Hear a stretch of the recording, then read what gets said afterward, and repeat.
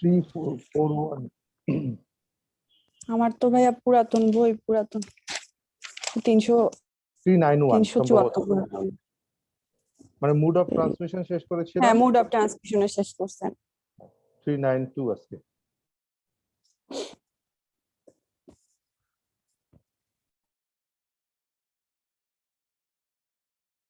আচ্ছা, সবাই কি আছেন? পরীক্ষা রেজওয়ান একটু তুমি ই করো তো, পজ করো তো,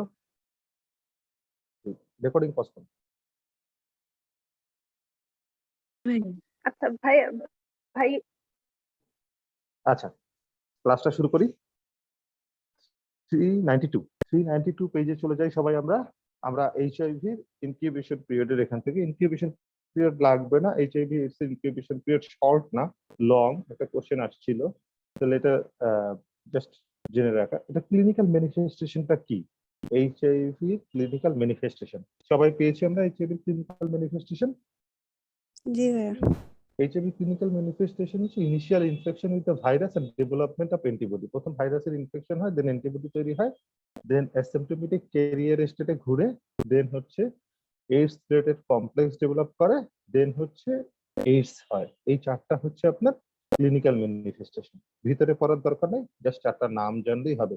এইডস এর ক্লিনিক্যাল ম্যানিফেস্টেশন চারটা। আমরা ডায়াগনোসিস করতে পারি কেমনে? একজন এইচআইভি এর পেশেন্ট ডায়াগনোসিস, এইডস এর পেশেন্ট কিভাবে ডায়াগনোসিস করতে পারি? 393 রাইট হ্যান্ড সাইড।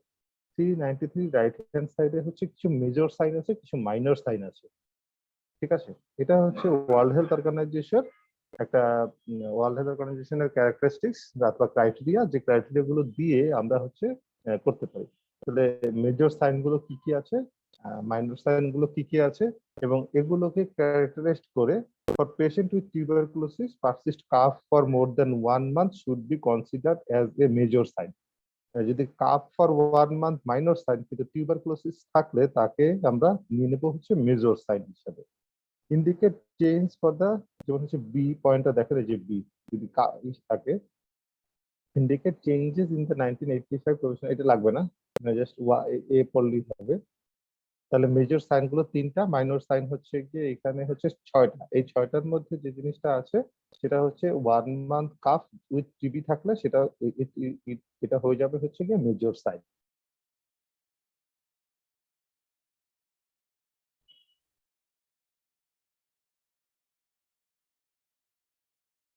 আচ্ছা, 395 এর লেফট হ্যান্ড সাইডে ল্যাবরেটরি ডায়াগনোসিস। 395 এর ল্যাবরেটরি ডায়াগনোসিসের মধ্যে আমরা কিভাবে করতে পারি? কমনলি হচ্ছে এলিজা আর হচ্ছে ওয়েস্টার্ন ব্লট। তাহলে এলিজা আর ওয়েস্টার্ন ব্লট হচ্ছে গিয়ে মেইনলি কমন ডায়াগনোসিস।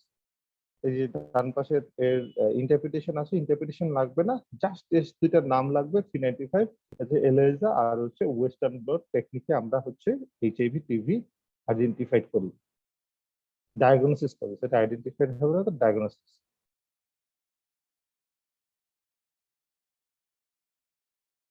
আচ্ছা, কন্ট্রোল অফ এইডস, আমরা কিভাবে এইচআইভি এইডস কন্ট্রোল করতে পারি? Four basic approach to control of AIDS, চারটা বেসিক অ্যাপ্রোচ। ভাইয়া এই পেজটা একটু উপরে দেখানো যাবে? এটা হ্যাঁ হ্যাঁ, ঠিক আছে, থ্যাংক ইউ। জি, এই একই জিনিস, এই দুইটা পয়েন্টই আবার এখানে লেখা আছে, জাস্ট এই জন্য না।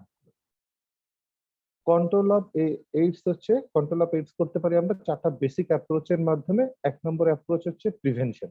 প্রিভেনশন করতে পারি কি? এডুকেশনের মাধ্যমে।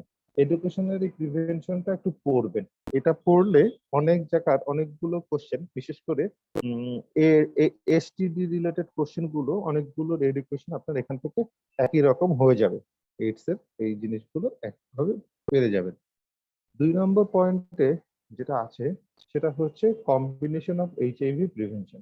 কম্বিনেশন অফ এইচআইভি প্রিভেনশনটা নাই, আমি একটা এইচআইভি প্রিভেনশনের একটা নোট থেকে কয়েকটা কথা লিখে দিয়েছি, এটা একটু মুখস্থ করেন। HIV prevention, primordial prevention. Prevention আমরা যখন ফার্স্ট মানে চ্যাপ্টার 1 চ্যাপ্টার 2 পড়াবো তখন বলা যাবে প্রিভেনশন কত রকম, primordial, primary, secondary and tertiary prevention এভাবে করে আছে। তাহলে ডাইরেক্টলি প্রিভেনশন না বলে যদি এভাবে বলা হয় প্রাইমারি প্রিভেনশন আর তারপর হচ্ছে primordial prevention, secondary prevention, tertiary prevention, এগুলো যদি বলে তাহলে হচ্ছে কি এভাবে করতে হবে। প্রিমোডিয়াল প্রিভেনশনের মধ্যে আছে হচ্ছে অ্যাভয়েড এক্সপোজার আর হচ্ছে হেলথ এডুকেশন দেওয়া। প্রাইমারি প্রিভেনশনের মধ্যে হচ্ছে অ্যাওয়ারনেসের সাথে সাথে প্রমোশন করা, প্রমোশনের মধ্যে হচ্ছে 4S মনে রাখার জন্য, safe sex practice, safe blood transfusion, safe injection use আর হচ্ছে সেফ প্রেগনেন্সি, অ্যালং উইথ হচ্ছে ভ্যাকসিনেশন। আর হচ্ছে secondary early diagnosis and treatment, and tertiary হচ্ছে ডিসএবিলিটি লিমিটেশন অ্যান্ড রিহ্যাবিলিটেশন।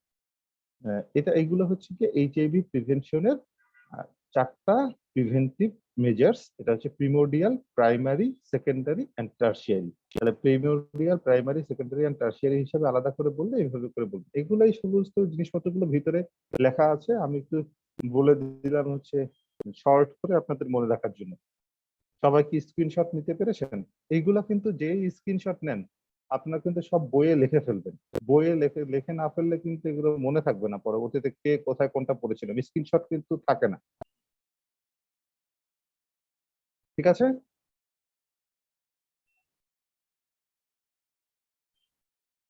জি ভাইয়া।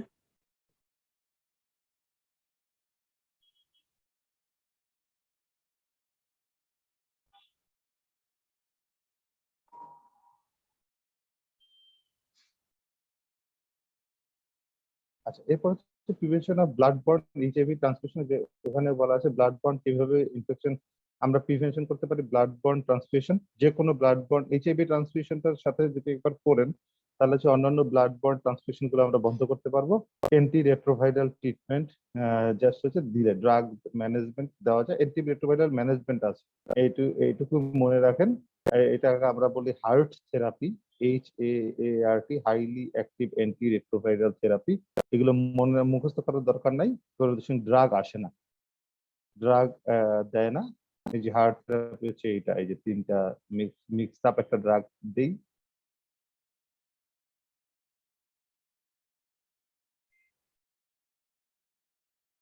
ভাইয়া ড্রাগ লাগবে না তাহলে? না, ড্রাগ লাগবে না, ড্রাগের নাম কিছু লাগবে না তো, খালি অ্যান্টি রেট্রোভাইরাল থেরাপি আছে এইচআইভি এর জন্য।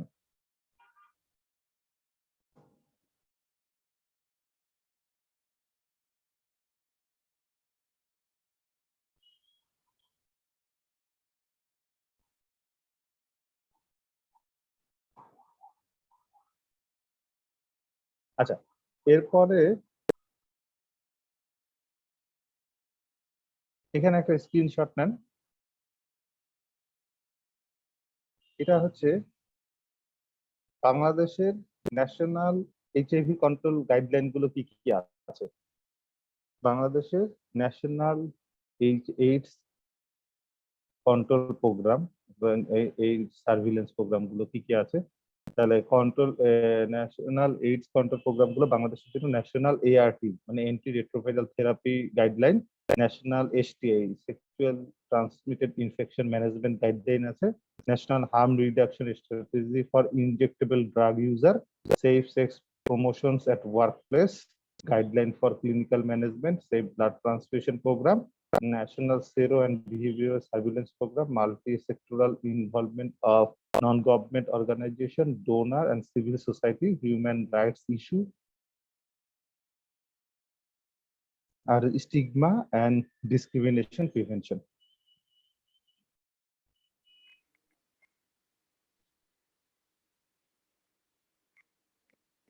মার্ক করতে পেরেছেন? আচ্ছা, এরপরে হচ্ছে ইমার্জিং এন্ড রি-ইমার্জিং ইনফেকশন। এটাকে আপনার 6-7টা স্টার দিয়ে রাখেন, এটাকে 6-7টা স্টার দিয়ে রাখেন। এই যে ইমার্জিং ইনফেকশন, সেটা হচ্ছে আপনার পেজ নাম্বার 400 পেজের রাইট হ্যান্ড সাইডে। 6-7টা না, বেশি দেন, 12টা স্টার দেন। এটা দিয়ে আপনারা দেখবেন যে বিগত কত বছরে কোশ্চেন আসছেই, আর এইবার তো আসবেই। কোভিড-19 কি ইমার্জিং রি-ইমার্জিং পড়াচ্ছি। ভাইয়া এর আগে আর কিছু লাগবে না, ওই যে NASP ছাড়া? না না আপু, কিছু লাগবে না, নামগুলো কিভাবে করে। না ওই যে প্রাইমারি হেলথ কেয়ার ওগুলা কি দেখানোর জন্য? না, ওগুলো দাগাইছিলাম আপু কমেন্ট করার জন্য, আর কিছু না। এগুলো প্রাইমারি হেলথ কেয়ার দিতে হয়, এগুলো আপনারা ওই যে প্রিমোডিয়াল প্রমোশনের মধ্যে এগুলো বলে দিয়েছি, এই জন্য হচ্ছে এটা ভিতরে কখনো লাগবে না, আমি লাগলে স্পেসিফিকলি বলে দেবো। আচ্ছা, রিইমার্জিং ইনফেকশনকে আপনারা 12টা স্টার দেন, 12টা স্টার দিয়েছেন, এটা থেকে একটা কোশ্চেন থাকবেই কনফার্ম।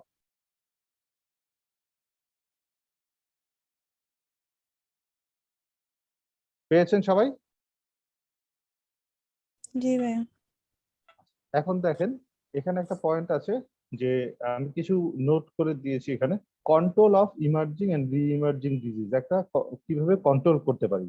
ইমার্জিং ডিজিজ কন্ট্রোল করতে পারি হচ্ছে control of reservoir, interrupting the transmission, protecting the susceptible host, surveillance system করা, research for diagnosis and treatment, research for control measures, estimation of drug resistance. এই যে এখানে যে পয়েন্টগুলো আছে, এই পয়েন্টগুলো প্রত্যেকটাই কিন্তু কোভিড এর জন্য প্রযোজ্য। কেন প্রযোজ্য? Covid is an emerging disease, COVID-19 is emerging disease, মানে নিউ ডিজিজ একটা। আমি রিজার্ভারকে কন্ট্রোল করতে পারলে পেন্ডেমিক হতো না, আমি যদি ট্রান্সমিশন বন্ধ করতে পারি তাহলেও পেন্ডেমিক হতো না, আমি যদি সাসেপ্টেবল হোস্টকে এখন যে মাস্ক পরে প্রোটেক্ট রাখতেছি, তার মানে হচ্ছে কি আমরা নিজেকে কন্ট্রোল প্রিভেন্ট করতেছি। সার্ভিলেন্স সিস্টেমকে যারা রিসার্চ ফর ডায়াগনোসিস আর ট্রিটমেন্ট, এই জিনিসগুলো হতে পারে।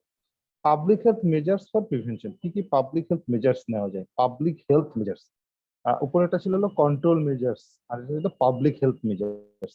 পাবলিক হেলথ মেজার্স হচ্ছে safe water, sanitation, food safety, animal control, vaccination and public health organisation. এই ছয়টা পয়েন্ট হচ্ছে public health measures for prevention of emerging and reemerging disease. যতগুলো, এই সেফ ওয়াটার বললে কোভিড মনে হচ্ছে, আমি কোভিড এর একটা এক্সাম্পল দিলাম, আসলে না, অনেকগুলো ডিজিজ আছে ইমার্জিং এন্ড রিইমার্জিং এর মধ্যে, আমি বলে দিচ্ছি। সেফ ওয়াটার বর্ন ডিজিজ গুলো হচ্ছে ইমার্জিং রিইমার্জিং হতে পারে, কারণ যতগুলো বলেছি এয়ার ওয়াটার বর্ন ডিজিজ যা আছে সবগুলো এটার মধ্যেই চলে আসবে। তাহলে পাবলিক হেলথ মেজার্স গুলো safe water, sanitation, food safety, animal control, vaccination, আর হচ্ছে হেলথ, পাবলিক হেলথ অর্গানাইজেশন। ঠিক আছে, স্ক্রিনশট নিতে পেরেছি? জি ভাইয়া। ওকে, এগুলো কিন্তু লিখে ফেলতে হবে, সব কিন্তু লিখে লিখে পড়তে হবে। এই কোশ্চেনটা দিয়েছিল 2 বছর আগে, আপনারা যদি দেখেন, কেউ কোশ্চেন সলভ করতে যে পাবেন 401-এ, the factor responsible for emerging and reemerging infections আর, কি কি ফ্যাক্টর রেসপন্সিবল ইমার্জিং রিইনফেকশন, যেমন আনপ্ল্যান্ড এন্ড আন্ডারপ্ল্যান্ড আরবানাইজেশন হওয়ার জন্য, over crowding and rapid population growth, poor sanitation, inadequate public health infrastructure, resistance to antibiotic, even antibiotic হবে না এখানে, খালি অ্যান্টিভাইরাল, অ্যান্টিপ্যারাসাইট, সমস্ত কিছুরই রেজিস্ট্যান্স আছে, ইভেন অ্যান্টি ক্যান্সার ড্রাগেরও রেজিস্ট্যান্স আছে, আমরা হয়তো বা জানি না। অ্যান্টি ক্যান্সার অনেক ভালো ভালো ড্রাগ গুলো রেজিস্ট্যান্স হয়ে যাবে কয়েক কিছু বছর পর। increased exposure to human to disease vectors and reservoir of the infection in nature, rapid intense international travel, এই র্যাপিড এন্ড ইন্টেন্স ইন্টারন্যাশনাল ট্রাভেলের জন্যই তো পেন্ডেমিক হচ্ছে কোভিড-19, তাই না? আমাদের যদি আগের মতো সময় থাকতো যে একটা দেশ থেকে আরেকটা দেশে যেতে 1 মাস সময় লাগে, তাহলে কি এভাবে র্যাপিড স্প্রেড হতো কোভিড-19? না ভাইয়া। তাহলে মাইক্রোবিয়াল যে আর হচ্ছে জেনেটিক মিউটেশন, এই যে ওমিক্রন আসছে, এত কিছু নিয়ে আমরা ডিল করতেছি, that is due to genetic mutation. তাহলে এই সেকশনটা কিন্তু ইম্পর্টেন্ট, তাই না? এই জন্য আসলে ইমার্জিং মানে ইনফেকশন ডিজিজ এত বেশি করে পড়াচ্ছি, কারণ এখন ওয়ার্ল্ড পুরোটাই তছনছ হয়ে আছে হচ্ছে এই ইমার্জিং ডিজিজটার জন্য। ইমার্জিং ডিজিজটা কি? What is emerging disease?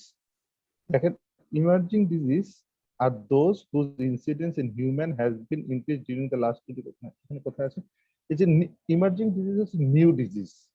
সহজ কথা হচ্ছে যে নিউ ডিজিজ প্রিভিয়াসলি কখনো রিপোর্টেড ছিল না, এখন রিপোর্টেড হয়েছে, সেটা হচ্ছে ইমার্জিং ডিজিজ, মানে আউটব্রেকটা। এইখানে জাস্ট ইমার্জিং ডিজিজের যদি শর্টে মনে রাখতে হয়, ইমার্জিং ডিজিজের আন্ডারে এই জিনিসগুলো একবার একটু দেখবেন। এই যেমন হচ্ছে কোভিড-19, এইডস কবে থাকতে হলো, ইবোলা ভাইরাস, তারপর হচ্ছে hanta virus, E. coli, influenza pandemic হচ্ছে, সার্চ প্যান্ডেমিক হয়েছে, লাস্ট সার্চ দিয়ে শেষ হয়ে এখন কোভিড-19 করছে। আপনার এখন সব হচ্ছে আচ্ছা, এখন হচ্ছে যে কোশ্চেনটা সচরাচর সবসময় আসে, এই যে বলতেছি আপু, এই যে বলতেছি, হ্যাঁ এখন হচ্ছে গিয়ে 402 নম্বর পেজে হচ্ছে দেখেন নিউ ইনফেকশাস ডিজিজ, তার মানে এটা কি ইমার্জিং না রি-ইমার্জিং? ইমার্জিং। রি-ইমার্জিং মানে প্রিভিয়াসলি রিপোর্টেড ছিল, অনেক বছর কিছু হয় নাই, আবার আউটব্রেক হয়েছে। এখন যদি দেখেন অল অফ এ সাডেন হঠাৎ করে অ্যানথ্রাক্সের আউটব্রেক হয়েছে, তাহলে এটা কি রি-ইমার্জিং হবে না ইমার্জিং হবে? রি-ইমার্জিং। রি-ইমার্জিং হবে। তাহলে এটা হচ্ছে নিউ ইনফেকশন যদি হয় সেটা হচ্ছে ইমার্জিং। এই নিউ ইনফেকশন গুলোর মধ্যে আমি যেগুলো মার্ক করেছি সেগুলো হচ্ছে এইগুলো নামগুলো মুখস্থ করতে হবে। রি-ইমার্জিং ইনফেকশন কিন্তু দেয়, আইদার একবার দেবে ইমার্জিং, একবার দেবে রি-ইমার্জিং, ঠিক আছে? তাহলে ইবোলা, ইবোলা এই যে নিউ ইনফেকশন। আন্তা, হিউম্যান টি লিম্ফোসাইটিক ভাইরাস, HTLV1। তারপরে হচ্ছে এইচআইভি আসছে যখন, এই যে 1983 তে নতুন হিসাবে আসছে, কিন্তু আসছে আপনার কাছে এখন পুরনো হতে পারে, কিন্তু যে নতুন হিসাবে পৃথিবীতে আসছিল। তারপর হচ্ছে এইচ পাইলোরি 1983 তে করেছে। Hepatitis E virus, hepatitis C virus, human herpes virus 8। তারপর হচ্ছে Nipah virus, corona virus H1, এই যে করোনা ভাইরাস 2003-এ একবার আসছিল। 2003-এ করোনা আসছিল হচ্ছে গিয়ে সার্স হিসাবে, এখন কিন্তু SARS-CoV-2 হিসাবে আসছে, সেজন্য হচ্ছে এটা ইমার্জিং, নতুন স্ট্রেন। তারপর H1N1, তারপরে এই যে করোনা ভাইরাস কোভিড-19 2019-এ আসছে SARS-CoV-2 হিসাবে, ঠিক আছে? নামগুলো পেয়েছেন, এই নামগুলো মুখস্থ করবেন। এটা কিসের নাম? এই কয়েকটা ইমার্জিং ইনফেকশন, ঠিক আছে? মার্ক করতে পেরেছেন সবাই? সবগুলো পড়ার দরকার নাই, যে কটা আমি বললাম সেই কটাই জাস্ট মার্ক করেন, সেই কটাই সহজ করে পড়েন, বেশি কঠিন পড়ার দরকার নেই। রি-ইমার্জিং ইনফেকশন, এই যে রি-ইমার্জিং ইনফেকশন হচ্ছে the term reemerging disease refers to the disease which were previously easily controlled by chemotherapy, যেটা হচ্ছে আগে কন্ট্রোল কেমোথেরাপি দ্বারা কন্ট্রোল করা যেত with antibiotic, but now they are develop antimicrobial resistance and often appearing to epidemic form. Again আবার আসতেছে, আগে হয়ে গেছিল সেটা কন্ট্রোল করা গেছে, এখন অ্যান্টিবায়োটিক রেজিস্ট্যান্স হয়ে গেছে, কেমোথেরাপি রেজিস্ট্যান্স হয়ে গেছে, এটা রিঅ্যাপিয়ার করেছে এবং কন্ট্রোল করতে পারছি না, সেটা হচ্ছে রি-ইমার্জিং ডিজিজ। এই যে রি-ইমার্জিং ডিজিজের এক্সাম্পল,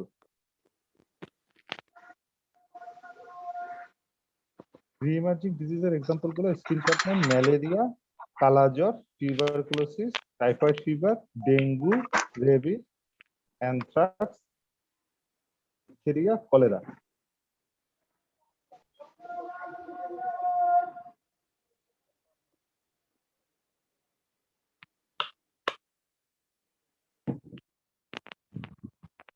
আচ্ছা, এই ডেঙ্গুর সাথে সাথে কেউ একজন জিজ্ঞেস করছিলেন আপু চিকেনগুনিয়া কোথায় পড়বে, তাই না? সবাই স্ক্রিনশট নিয়েছেন তো, তাই না? ভাই স্ক্রিনশটটা একটু আবার দেন।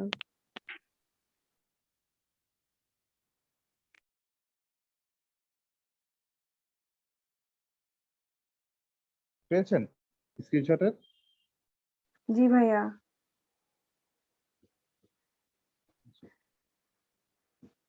তাহলে এখানে এই যে ম্যালেরিয়া থেকে চিকেনগুনিয়া, চিকেনগুনিয়া কি হবে কেউ একজন বলেন তো, চিকেনগুনিয়া কি ইমার্জিং না রি-ইমার্জিং?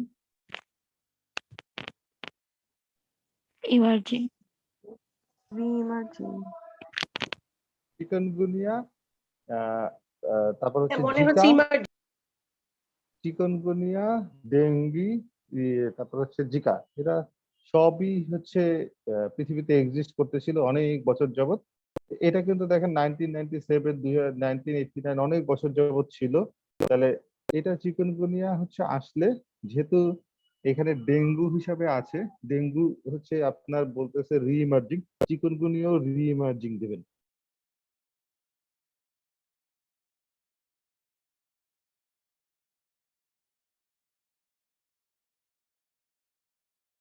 তারপরও আমি আরেকটু কনফার্ম হয়ে আপনাদেরকে আরো ডিটেলস এটাকে বলবো।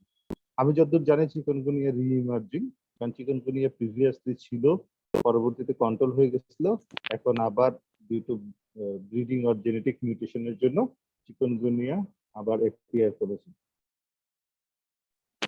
তো ভাইয়া জেনেটিক মিউটেশন যদি হয় মানে নতুন স্ট্রেন বা নতুন কিছু হয় তাহলে তো এটা ইমার্জিং, কারণ হ্যাঁ, কোভিড genetic তো mutation সার্স হলে ছিল। হ্যাঁ সার্চ ছিল, এটা কোভিডের না, আইসোলেটেড নিউ স্ট্রেইন আসছে। মিউটেশন হলে সেটা হচ্ছে গিয়ে রিইমার্জিং।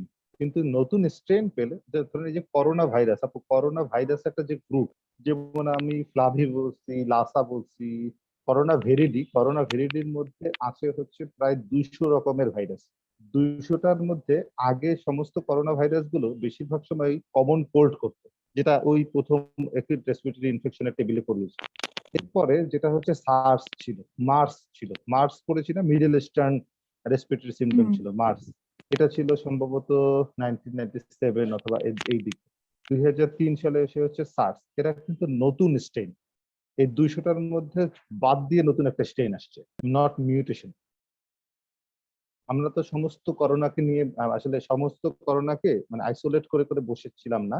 এই কোভিড-19 সার্স কভ 2 যে কিছু এক্সিস্ট করে, এই জিনিসটা জানতামই না আমরা, যদি না ওই সময়টাতে চায়না এটা আইডেন্টিফাইড করে ইনফর্ম করতো। ধরেন চায়না যদি এটা ইনফর্ম না করতো যে এটা this is a corona virus আর কোভিড-19 ডিজিজ, এটার মিউটেশন আমরা এটা পেয়েছি, পৃথিবীতে অনেক কান্ট্রি হয়তো আমরা খুঁজেই বের করতে পারতাম না কোন মিউটেশনে কিভাবে আমরা আইডেন্টিফাই করব। তো এত র্যাপিডলি তারা 15 দিন, ধরেন কত দিনের মধ্যে, 15 ডেজ, 2019 ডিসেম্বরে না নভেম্বরে ফার্স্ট রিপোর্টেড কেস ডিসেম্বরে। হলো। ডিসেম্বরে রিপোর্টেড হলো, তারা 15 ডেজ এর মধ্যে তারা ঘোষণা দিয়ে কোভিড-19 বলে এটা কন্ট্রোলের মধ্যে নিয়ে আসছে। তো এটা কিন্তু একটা র্যাপিড ডিসকভারি তাদের জন্য। আমরা যতই তাদেরকে গালাগালি করি, যা করি, যেভাবেই করি, এটা সায়েন্সের ভাষায় অনেক কিছু অনেক বড় ব্যাপার না? একটা নতুন স্ট্রেনকে সে আইডেন্টিফাই করে দিয়েছে 15 দিনের মধ্যে, এটা কি অনেক বড় ব্যাপার না? নাহলে আমরা এতদিন পর্যন্ত হয়তো অনেক কান্ট্রি খালি ঘুরতেই থাকতো যে এটা সার্স কভ কিনা বা অন্য কিছু। এটা তো ভাইয়া এখনো সবাই মানে বলতেছে যেটা ওই কি যেন বায়ু হ্যাঁ। বায়ু এখন এইটাকে অনেকে অনেক কথা বলবে। এখন একটা দেশ থেকে ছড়াইছে তো অনেক কথা বলতেই পারে। তো এটা আসলে আমি জানি না, এটার কোনো প্রুফ তো আর পায়নি। ওনরা 15 ওনাদের দিনে হেলথ বের করে মেজার গুলো, ফেলছে। ওনরা ওনাদের হেলথ প্রোটেকশনের জন্য যে সমস্ত জিনিস নেওয়া দরকার, ওনরা ওটা স্ট্রিক্টলি ফলো করছে, ওনাদের দেশে কান্ট্রি কন্ট্রোলের কাছাকাছি চলে আসছে। যে কান্ট্রি এটাকে দাম দেয় নাই, যেটাকে বায়ু ইকন বলে বলে মজা নিচ্ছে, তাদেরকে সবার অবস্থা খারাপ হয়েছে। আচ্ছা, তাহলে ইমার্জিং রিইমার্জিং ইনফেকশন গেল। এরপর হচ্ছে আরেকটা পয়েন্ট, এটা থেকেও কোশ্চেনটা খুবই অনেক অনেক কোশ্চেন আসে। 403, 403 নম্বরে অ্যান্টিমাইক্রোবিয়াল রেজিস্ট্যান্স। অ্যান্টিমাইক্রোবিয়াল রেজিস্ট্যান্সকে আপনারা হচ্ছে গিয়ে স্টার দিয়ে রাখেন 3টা। অ্যান্টিমাইক্রোবিয়াল রেজিস্ট্যান্স, অ্যান্টিমাইক্রোবিয়াল রেজিস্ট্যান্সের মধ্যে কোন জিনিসটা কোন, আমাদের দেশে অ্যান্টিমাইক্রোবিয়াল রেজিস্ট্যান্স গুলো সাধারণত কোনগুলো হচ্ছে, tuberculosis, malaria, cholera, dysentery and pneumonia. এগুলো ডেডলি ইম্প্যাক্ট আছে, deadly impact for antimicrobial resistance. Antimicrobial resistance কে মার্ক করতে পেরেছেন? সরি। জি জি। আচ্ছা, ডেডলি ইম্প্যাক্ট এর মধ্যে আছে টিউবারকুলোসিস, স্ক্রিনশটটা ম্যালেরিয়া। আবার দেন। কোনটার স্ক্রিনশট আপু? হ্যাঁ, এখন কি কোনো স্ক্রিনশট দিয়েছেন? আমি মিস করে না, গেছি।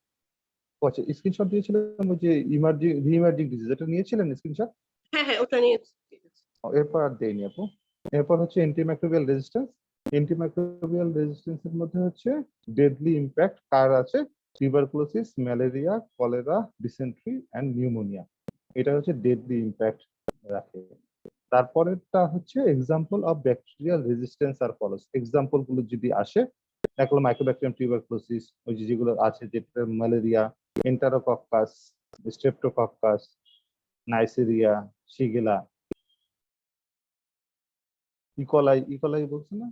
এখন এই যে এন্টারোককাসের মধ্যে ইকোলাই আছে, দেখবেন অনেকগুলো হচ্ছে গিয়ে নরমাল ইউটিআই হলে ইকোলাই যদি পজিটিভ থাকে না, ইকোলাইতে এই যে এত রেজিস্ট্যান্স থাকে সবকিছুতে, সব অর্গানিজমের রেজিস্ট্যান্স হয়ে যায়। এই সিম্পল ইকোলাইড এগেইনস্ট সব রেজিস্ট্যান্স হয়ে যায়।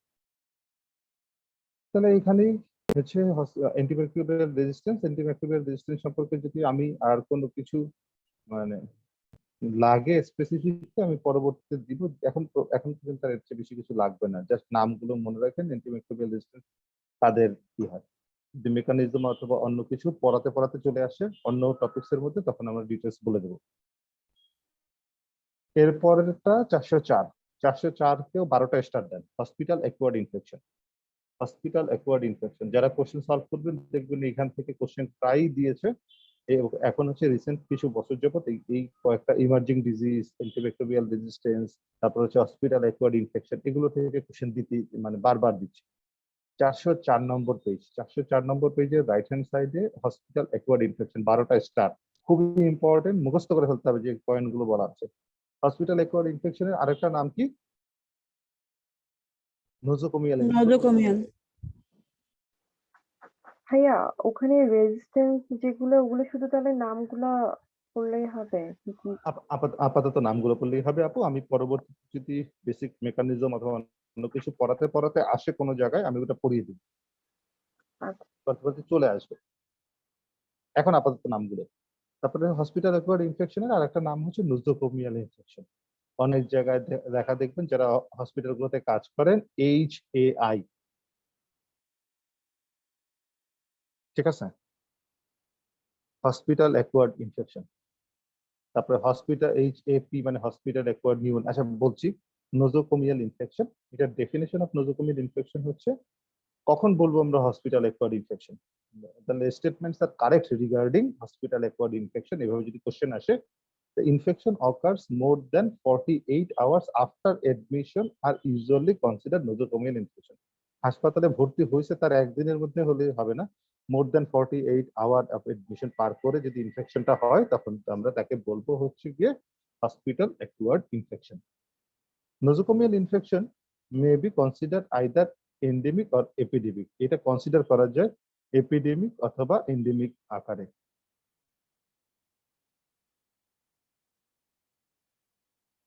কি কি ক্রাইটেরিয়া সার্ভিলেন্সের মধ্যে করতে পারি নোজোকোমিয়াল ইনফেকশনের মধ্যে? টাইপ অফ নোজোকোমিয়াল ইনফেকশন আর হচ্ছে সিম্পলিফাইড ক্রাইটেরিয়া। টাইপ অফ ইনফেকশনের মধ্যে হচ্ছে সার্জিক্যাল সাইট ইনফেকশন, সবচেয়ে বেশি মোস্ট প্রিডোমিনেন্ট কমন হচ্ছে সার্জিক্যাল সাইট ইনফেকশন। 2 নম্বরে হচ্ছে ইউরিনারি ইনফেকশন। 3 নম্বর হচ্ছে রেসপিরেটরি ইনফেকশন। 4 নম্বর হচ্ছে ভাস্কুলার ক্যাথেটার ইনফেকশন। আর হচ্ছে 5 নম্বরে হচ্ছে আপনার সেপ্টিসেমিয়া ডেভেলপ করতে পারে। This are the common example are type of nosocomial example. Types of nosocomial infection সবগুলো সেম, একটা surgical site, urinary tract, respiratory tract, vascular site, আর হচ্ছে আপনার সেপ্টিসেমিয়া। টেবিল 1 খুবই ইম্পর্টেন্ট, করে নেবেন। 405 নম্বর পেজের left hand side, according to French national prevalence survey যেটা বলা হয়েছে figure 1 A, hospital acquired infection may be consider from the 3 angle. 3টা সোর্সের মাধ্যমে আমরা হসপিটাল অ্যাকোয়ার্ড ইনফেকশনকে চিন্তা করতে পারি। এক নম্বর হচ্ছে সোর্স, একটা হচ্ছে রুট অফ স্প্রেড, আর একটা হচ্ছে রেসিপিয়েন্ট। এই 3টা থেকেই কোশ্চেন দেয় ঘুরিয়ে ফিরে। সোর্স থেকে কিভাবে কোশ্চেন দিতে পারে? The source of patient, hospital staff and the environment. 3টা কি কি সোর্স আছে? সোর্স হচ্ছে পেশেন্ট নিজে, হসপিটাল স্টাফ, একজন পেশেন্ট আরেকজন পেশেন্টকে সরাতে পারে, হসপিটাল স্টাফ একজন আরেকজনের কাছ থেকে মানে একজন রোগীকে দেখে আরেকজন রোগীর কাছে গেলে সে তাকে সরাতে পারে, এন্ড দ্য এনভায়রনমেন্ট ইটসেলফ। তাহলে পেশেন্টের মধ্যে কি আছে? Patient suffering from infectious disease are potentially source of infection, and these may be certain viral infection like measles, German measles, influenza and viral hepatitis. আরো আছে। কোভিড রোগী কি আমরা একসাথে মিক্সড করে রাখি? কোভিড ইউনিট, কোভিড ওয়ার্ড আর নন Covid word আলাদা না? আলাদা। আচ্ছা, টিবির পেশেন্ট কোনোভাবে যদি যায়, টিবির পেশেন্ট কি আমরা একসাথে রাখি সব ওয়ার্ডের মধ্যে? আলাদা। না, আলাদা। ওদের জন্য আলাদা নেগেটিভ প্রেসার রুমই রাখি আমরা। এখন আমাদের দেশে নেগেটিভ প্রেসার রুম অত বেশি ছিল না দেখে সমস্ত ইনফেকশাস ডিজিজ গুলো বিদেশে হচ্ছে নেগেটিভ রুম প্রেসার রুমে রাখে, যে ওখান থেকে যেন কন্টামিনেশন না হয়। এই জন্য this are the infectious disease like viral infection. Skin ইনফেকশনের মধ্যে কি কি আছে দেখেন? Discharge from the wound, infectious skin lesion, eczema, psoriasis, boil, bed sore, এখান থেকে ইনফেকশন ম্যাটেরিয়াল ছড়াতে পারে। রেসপিরেটরি ইনফেকশন হচ্ছে গিয়ে সোর throat, pulmonary tuberculosis, chest infection. Urinary tract infection হচ্ছে urinary tract infection, all are the very common source of hospital acquired infection. তাহলে these are the patient related. পেশেন্টের কাছ থেকে এই ইনফেকশন গুলো ছড়াতে পারে। দেন হচ্ছে স্টাফের মাধ্যমে কি ছড়াতে পারে? Hospital staff like doctor, nurses, ward boys are common in close contact with the patient may often an important source of cross infection. For example, Staphylococcus aureus is commonly carried in nose or the skin. Hemolytic streptococcus may be carried in the throat and salmonella in the gut. যেমন আরো একটা জিনিস বলি, যেমন হচ্ছে ধরেন আমি যখন আইসিডিডিআরবি কলেরা হসপিটালে জব করতাম, ঢাকা হসপিটালে, তার একজন কলেরা রোগীকে আমি এক্সামিনেশন করলাম, করে আমরা অনেক সময় করি কি একই গ্লাভস পরে, সুন্দর গ্লাভসটা পরে দেখতে যে রোগীকে দেখলাম, রোগীর পুরো এক্সামিনেশন করে আরেকটা রোগীকে দেখতে গেলাম, তাহলে আমি ওই পেশেন্টের কাছ থেকে তার কলেরার জীবাণুটা আমি আরেকজন পেশেন্টকে ছড়াতে পারি না? জি ব্যাপারে একটা বাচ্চা কলেরাতে আক্রান্ত, আর একটা বাচ্চা হচ্ছে রোটা ভাইরালে আক্রান্ত। ভাইরাল ইনফেকশন হয়েছে মানে ইমিউনিটি সাপ্রেসড হয়েছে। আমি বাচ্চারে স্টেথোস্কোপ দিয়ে দেখলাম, বাচ্চার স্টেথোস্কোপের সাথে আমি কিন্তু প্র্যাকটিক্যাল এক্সাম্পল দিচ্ছি। স্টেথোস্কোপ আমি যখন নিউমোনিয়া দেখতে গেলাম, আমি নিউমোনিয়া পাইলাম, ওই স্টেথোস্কোপটাকে আমি কোনোভাবে না মুছে টুছে যে আরেকটা বাচ্চারও চেস্ট এক্সামিনেশন, এমনি ভালো বাচ্চারও চেস্ট এক্সামিনেশন করা রুটিন প্রসিডিউর করতে গেলাম, আমি ওকে ছড়াতে পারি না এইভাবে করে। পারেন। তাহলে this are the staff related. Just আপনারা তখন নিজের কমন প্র্যাকটিস, ক্লিনিক্যাল প্র্যাকটিসে যা মনে পড়ে সেই জিনিসগুলো দেখবেন যে হচ্ছে কি this can B a source of hospital acquired infection.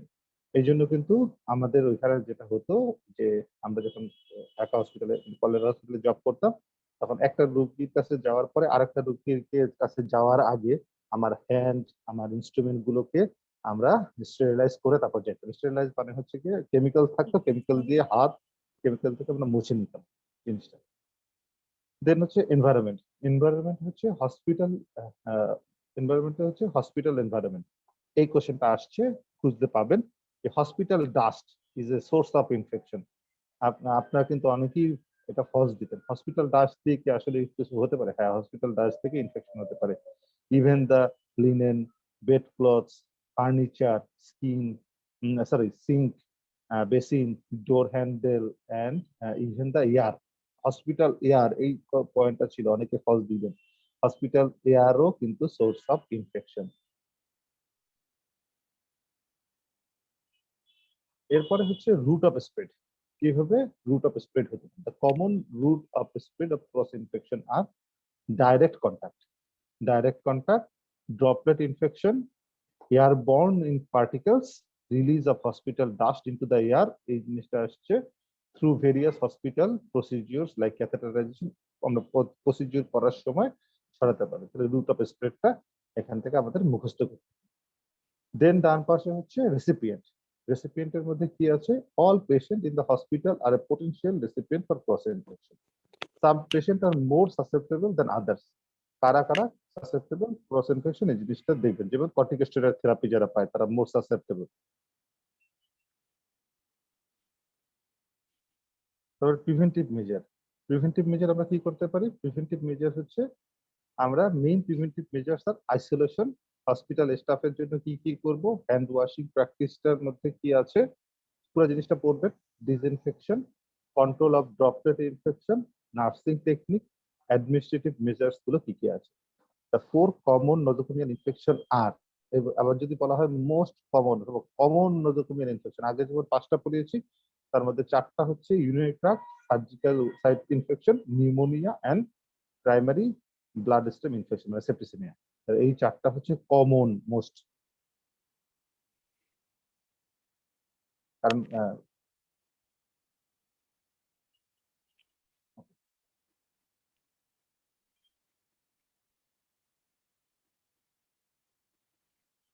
Common site of infection, এই ফিগারটা একবার একটু দেখতে পারেন। উপরে যা যা পড়ছি সেগুলোই এখানে বর্ণনা করা আছে। কি কি কমন আছে এই যে ইউরিনারি ট্র্যাক্ট ইউ দিয়ে আপনার প্রত্যেকটা জিনিস বুঝিয়ে বলা আছে যে কোন কোনটা ইনফেকশন গুলো। ফিগার 1টা স্ট্যান্ডার্ড রুটিন প্রিকশনের মধ্যে আছে কি কি? Consider for protective clothing include, আমরা এটা আগেবার বলেছিলাম। আগে প্রোটেক্টিভ ক্লোদিং গুলো কি কি ছিল? এই যে পিপি নিয়ে এত বেশি প্রবলেম আমাদের দেশে, পিপি পিপি পিপি, এই protective personal protective equipments, PPE, personal protective clothing কি কি আছে? গাউন, গাউন কেমন হতে হবে, তারপর হচ্ছে এই যে স্ট্যান্ডার্ড গ্লোভস, মাস্ক, মাস্কগুলো, standard precaution of all patient are as follows, all পেশেন্টের জন্য কি কি করতে হবে, এই জিনিসটা হচ্ছে এখানে আছে। এখন এখানে একটা জিনিস দেখেন, ওই জিনিস ওই চারটার নামই বলা আছে, এবং প্রিভেন্টিভ মেজার কি নেওয়া যায় এটা নাইস টু নো টেবিল 2। মানে এতক্ষণ যা যা পড়ছি জিনিসগুলো একই সাথে এখানে আছে, একবার পড়লেই পারবেন জিনিসটা।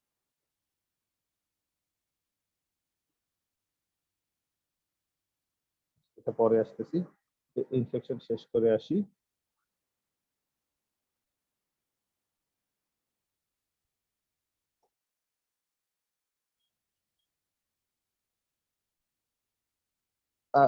লিখেছেন consider protective cloth, protective cloth গুলো কি কি আছে? গাউন, মাস্ক এন্ড গ্লাভস, আর হচ্ছে প্রিকশন ফর দ্য পেশেন্টের জন্য কি কি আছে সেই জিনিসগুলো এখানে আছে। আর হচ্ছে এই যে ইমিউনোগ্লোবিন, এই যে পোস্ট এক্সপোজার প্রোফাইলেক্সিস ডাক্তাররা কি করতে পারি, অথবা যারা মেডিকেল স্টাফ, আমরা মেডিকেল হেলথ কেয়ার প্রোভাইডার, আমরা কি কি প্রোটেক্টিভ ইকুইপমেন্ট করতে পারি, সেটা হচ্ছে immunisation recommendation for staff. Staff এর রিকমেন্ডেশন কি কি আছে? হেপাটাইটিস এ, তারপর হচ্ছে and B, early influenza, mumps, measles, rubella, tetanus and diphtheria. এগুলো হচ্ছে স্টাফরা এই ভ্যাকসিনেশন কার্ড কমপ্লিট করে কিন্তু দেখাতে হয়, তারপরে হচ্ছে আপনারা জবে এন্ট্রি করতে পারি, উচিত, এটা এটা রিকমেন্ডেড। তারপর হচ্ছে specific post exposure policies, post exposure policies কাদের জন্য করে, যেমন human immunodeficiency virus, HIV, hepatitis A, hepatitis B, C, meningitis, mycobacterium tuberculosis, varicella zoster virus, hepatitis E virus, corynebacterium diphtheriae, bordetella pertussis and rabies. কখনো কেউ post exposure prophylaxis কখনো prescribe করেছেন? হ্যাঁ, rabies যে কামড় দিলে এরকম আমরা র্যাবিস তো প্রেসক্রাইব করি, টিটি প্রেসক্রাইব করি। যেমন আমরা যখন আইসিইউতে জব করি, আইসিইউতে কেউ আছেন জব করছেন কখনো? আইসিইউতে? হ্যাঁ। না, ইমার্জেন্সি। মেনিনজাইটিস এর পেশেন্ট পাইলে পরে আমরা কি করি? আমরা প্রোফাইলেক্সিস অ্যান্টিবায়োটিক খেয়ে নিই সবাই। ওই পেশেন্টটা রিসিভ করার সাথে সাথে আমাদের সবারকে করতে হয় কি, ফুল স্টাফকে একটা করে অ্যান্টিবায়োটিক খেয়ে নিতে হয়, পোস্ট এক্সপোজার অ্যান্টিবায়োটিক। এরকম করে এক্সাম্পল হচ্ছে, ধরেন হচ্ছে এইচআইভি তে, এইচআইভি ব্লাড টানতে গেছে, ওই এর কাছ থেকে ওই ফ্লেবোটমিস্ট ব্লাড টানছে, সে কোনোভাবে নিডল প্রিক হয়ে গেল, তখন কি করবে? অ্যান্টি রেট্রোভাইরাল থেরাপি খাবে সে 1 মাস।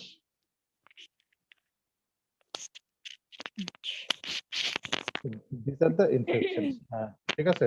This is the post exposure prophylaxis. এই সমস্ত ডিজিজের ক্ষেত্রে পোস্ট এক্সপোজার প্রোফাইলেক্সিস খুবই ইম্পর্টেন্ট। এটা সম্ভবত আহাত কোন একটা কোশ্চেনে দিয়েছিল না আপনাদের, একটা পোস্ট এক্সপোজার, এরকম না অন্য কিছু, প্যাসিভ ইমিউনাইজেশন করা যায়। Passive immunisation. আর এটা হলো পোস্ট এক্সপোজার প্রোফাইলেক্সিস। ইভেন এখানে কিন্তু ড্রাগ দিয়ে দিই আমরা ডাইরেক্টলি, যেমন এইচআইভি এর ক্ষেত্রে এসিটি দিয়ে দিই, কোনো ভ্যাকসিন না। তো প্রোফাইলেক্সিস ইমিউনোগ্লোবুলিন দেই না আমরা, একদম ভ্যাকসিন দিই। তারপর হেপাটাইটিস এ ভাইরাস, বি ভাইরাসের এগেইনস্টে অ্যান্টিভাইরাল ড্রাগ দেই, হেপাটাইটিস সি এর এগেইনস্টে অ্যান্টিভাইরাল ড্রাগ, মেনিনজাইটিস এর অ্যান্টিবায়োটিক দেই, নাইসেরিয়া কারেন্টা ব্যাকটেরিয়া, মাইক্রোব্যাকটেরিয়াম টিউবারকুলোসিসের ক্ষেত্রেও আমরা সেম অ্যান্টিবায়োটিক দেই, ভেরিসেলা জোস্টার, এগুলোর ক্ষেত্রে কিন্তু আমরা ডিপথেরিয়া প্রত্যেকটার ক্ষেত্রে দেই। রেবিস এর ক্ষেত্রে হচ্ছে ইমিউনোগ্লোবুলিন, যেটা আপু বলতেছিল, অ্যান্টিভাইরাল ড্রাগও দিতে পারি, ইমিউনোগ্লোবুলিন অনেক সময় দিয়ে দিই। মানে ভাই ট্রিটমেন্ট হিসেবে ইউজ করি, রাইট? একদম ট্রিটমেন্ট হিসেবে ইউজ করি, মানে তাকে হ্যাঁ। হচ্ছে কোর্স, মানে অ্যাজ এ কেস হিসাবে ডিটেক্ট করি না, তাকে আমরা যে জিনিসটা করি পোস্ট এক্সপোজার প্রোফাইলেক্সিস হিসাবে গাইডলাইন দেওয়া আছে আমাদের কাছে, সবসময় বই থাকে, গাইডলাইনের বই। এই গাইডলাইনের বইটা ধরে উনি পড়লো, ওনাকে ওই ক্রাইটেরিয়া গুলো ফুলফিল করলে আমরা দিই এক্সপোজার। আচ্ছা, এখন কিছু কিছু পয়েন্ট গুলো বলবো, যেটা বলেছিলাম যে শেষে একসাথে গুছিয়ে বলে দেবো সেগুলো।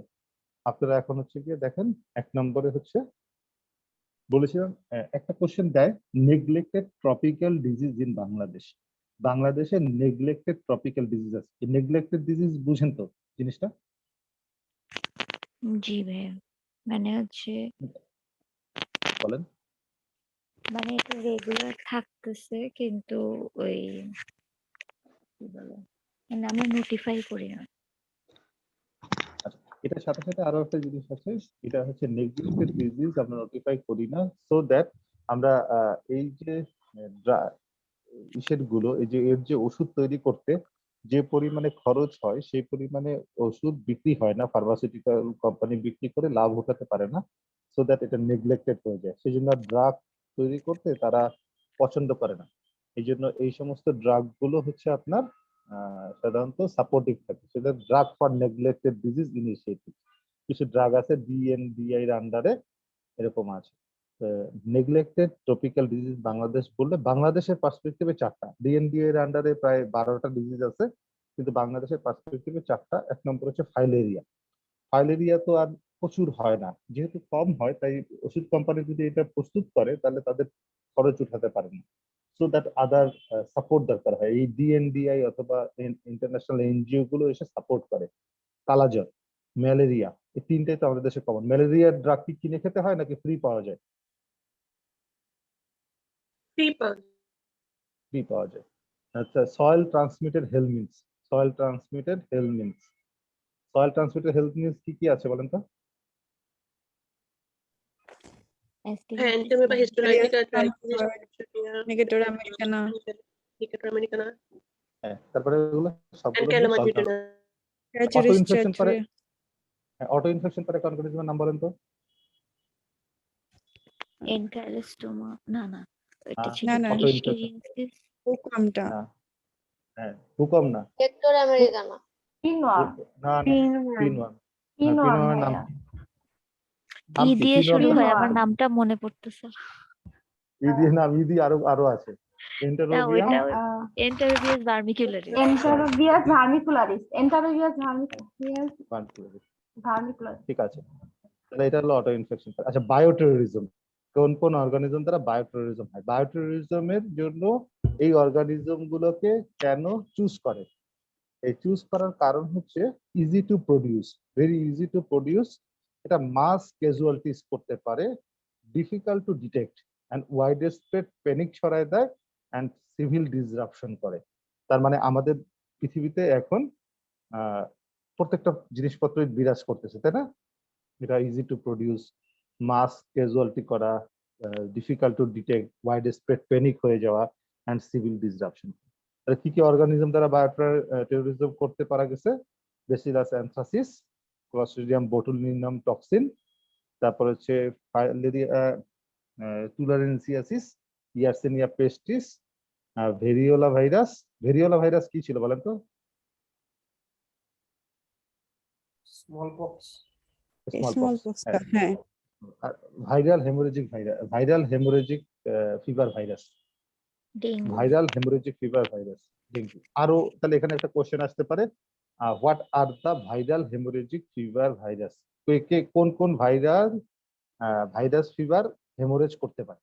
খালি একা একা ডেঙ্গুই কি করতে পারে না আরো Yellow আছে? fever হবে। আমি বলতেছি, এটা আমার অ্যান্সার করা আছে, প্রত্যেকটা বলে দিচ্ছি। ক্রনিক নিউপ্লাস্টিক ডিজিজ, ক্রনিক নিউপ্লাস্টিক ডিজিজ কি কি আছে?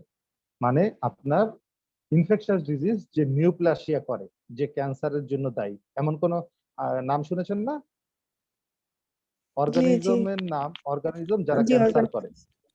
জি। হ্যাঁ, তাহলে এইচ এই কোশ্চেনটা পাইলোরি। তো আসে, যেমন H pylori peptic ulcer disease দিয়ে কার্সিনোমা স্টোমাকের জন্য দায়ী। তারপরে এইচপিভি সিএ সার্ভিক্স করে, তাই না? Human papilloma virus. Hepatitis B and C hepatocellular carcinoma and liver cirrhosis করে। তারপর হচ্ছে Epstein Barr virus B cell lymphoma করে।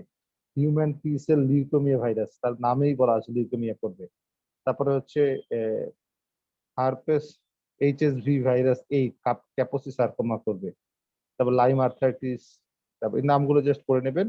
পিপলস ডিজিজ, ক্লামাইডিয়া নিউমোনিয়া হচ্ছে অ্যাথেরোস্ক্লেরোসিস করবে। পরে কি না, ঠিক আছে, তাহলে স্ক্রিনশট নিয়েছেন এটা? জি ভাইয়া। আচ্ছা, এর পরের পয়েন্টে যেটা ওইগুলো যদি ক্লিয়ার করো। আচ্ছা, আর একটা কোশ্চেন আসে হচ্ছে ভার্টিক্যালি ট্রান্সমিটেড ডিজিজ। আর ভার্টিক্যালি ট্রান্সমিটেড বুঝেন তো, হ্যাঁ, মায়ের থেকে মায়ের থেকে বাচ্চা, বাচ্চার যায়। মা থেকে বাচ্চা, যার মানে হচ্ছে কনজিনিটাল ইনফেকশন করতে পারে, অথবা ভার্টিক্যালি ট্রান্সমিশন হতে পারে, অথবা ফিটো ম্যাটার্নাল ট্রান্সমিশন, ফিটো ম্যাটার্নাল না maternal fetal transmission, maternal fetal transmission হতে পারে।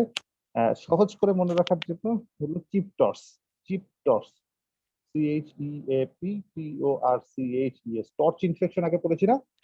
হুম, যতগুলো টর্চ ইনফেকশন আছে, টর্চ ইনফেকশন সবগুলোই হচ্ছে ট্রান্সমিটার হতে হতো। আর কয়েকটা জিনিস অ্যাড করা আছে, চিপটর্স, এর মধ্যে এটা দেখে নেবেন, এই জিনিসগুলো মুখস্থ করে ফেলতে হবে। These are the vertically transmitted disease. আচ্ছা ভাইয়া, যেগুলো ব্রেস্ট ফিডিং এর মাধ্যমে যায় সেগুলো কি ভার্টিক্যাল ট্রান্সমিটের মধ্যে পড়বে? যেমন এক্সাম্পল, অনেক ভাই আছে না ব্রেস্ট ফিডিং এর মাধ্যমে যায়, মানে হ্যাঁ, এটা ট্রান্সমিশনের মধ্যে পড়বে। মানে মেইন জিনিসটা কি, মানে যেগুলো এটাও কি হচ্ছে ভার্টিক্যাল ফিডিং এর মাধ্যমে, ট্রান্সমিটের মধ্যেই পড়বে কিনা যদি? মানে এমন কোন স্পেসিফিক ডিজিজ নাই যেটা অনলি মিল্কের মাধ্যমে ছড়াচ্ছে কিন্তু প্লাসেন্টা ক্রস করতে পারে না। তো যে জিনিসটা প্লাসেন্টা ক্রস করতে পারে সেই জিনিসটা মিল্কেও এনি সিক্রেশনেও আসে। এই সিক্রেশনে আসার জন্য সেজন্য সে ভার্টিক্যাল ট্রান্সমিশনের আন্ডারেও পড়ে যাবে। তবে এইচআইভি তো ভার্টিক্যালি ট্রান্সমিট হয়, মানে প্লাসেন্টা ক্রস করে, কিন্তু ওটা তো ব্রেস্ট মিল্কে ফিডিং এ তো মনে হয় যায় না নাকি? সিক্রেশনে আসে আপু, পড়িয়েছি মাইনর রুটের মধ্যে। দেখেন হ্যাঁ, এইচআইভি হ্যাঁ। এইচআইভি ইনফেকশনে আপনাকে মেজর মেজর সোর্সে বলেছি, তারপর হচ্ছে সোর্সে ম্যাটেরিয়ালস, আর মাইনরের মধ্যে কিন্তু মিল্ক ছিল। খেয়াল করিনি। ভাইয়া ভার্টিক্যালি ট্রান্সমিটেড ডিজিজের ক্রাইটেরিয়াটা আরেকবার একটু বলবেন প্লিজ? ভার্টিক্যালি ট্রান্সমিটেড ডিজিজ হচ্ছে যে সমস্ত ডিজিজ মা থেকে বাচ্চাতে ট্রান্সফার হয়। এটা মেইনলি আমরা বলি হচ্ছে যারা প্লাসেন্টা ক্রস করে ইন দ্য ফিটাসে যেতে পারে। সহজ কথা যদি বলি, ভার্টিক্যালি ট্রান্সমিটেড ডিজিজ হলো ফিটাস, ফিটো ম্যাটার্নাল বা maternal fetal transmission, maternal fetal transmission.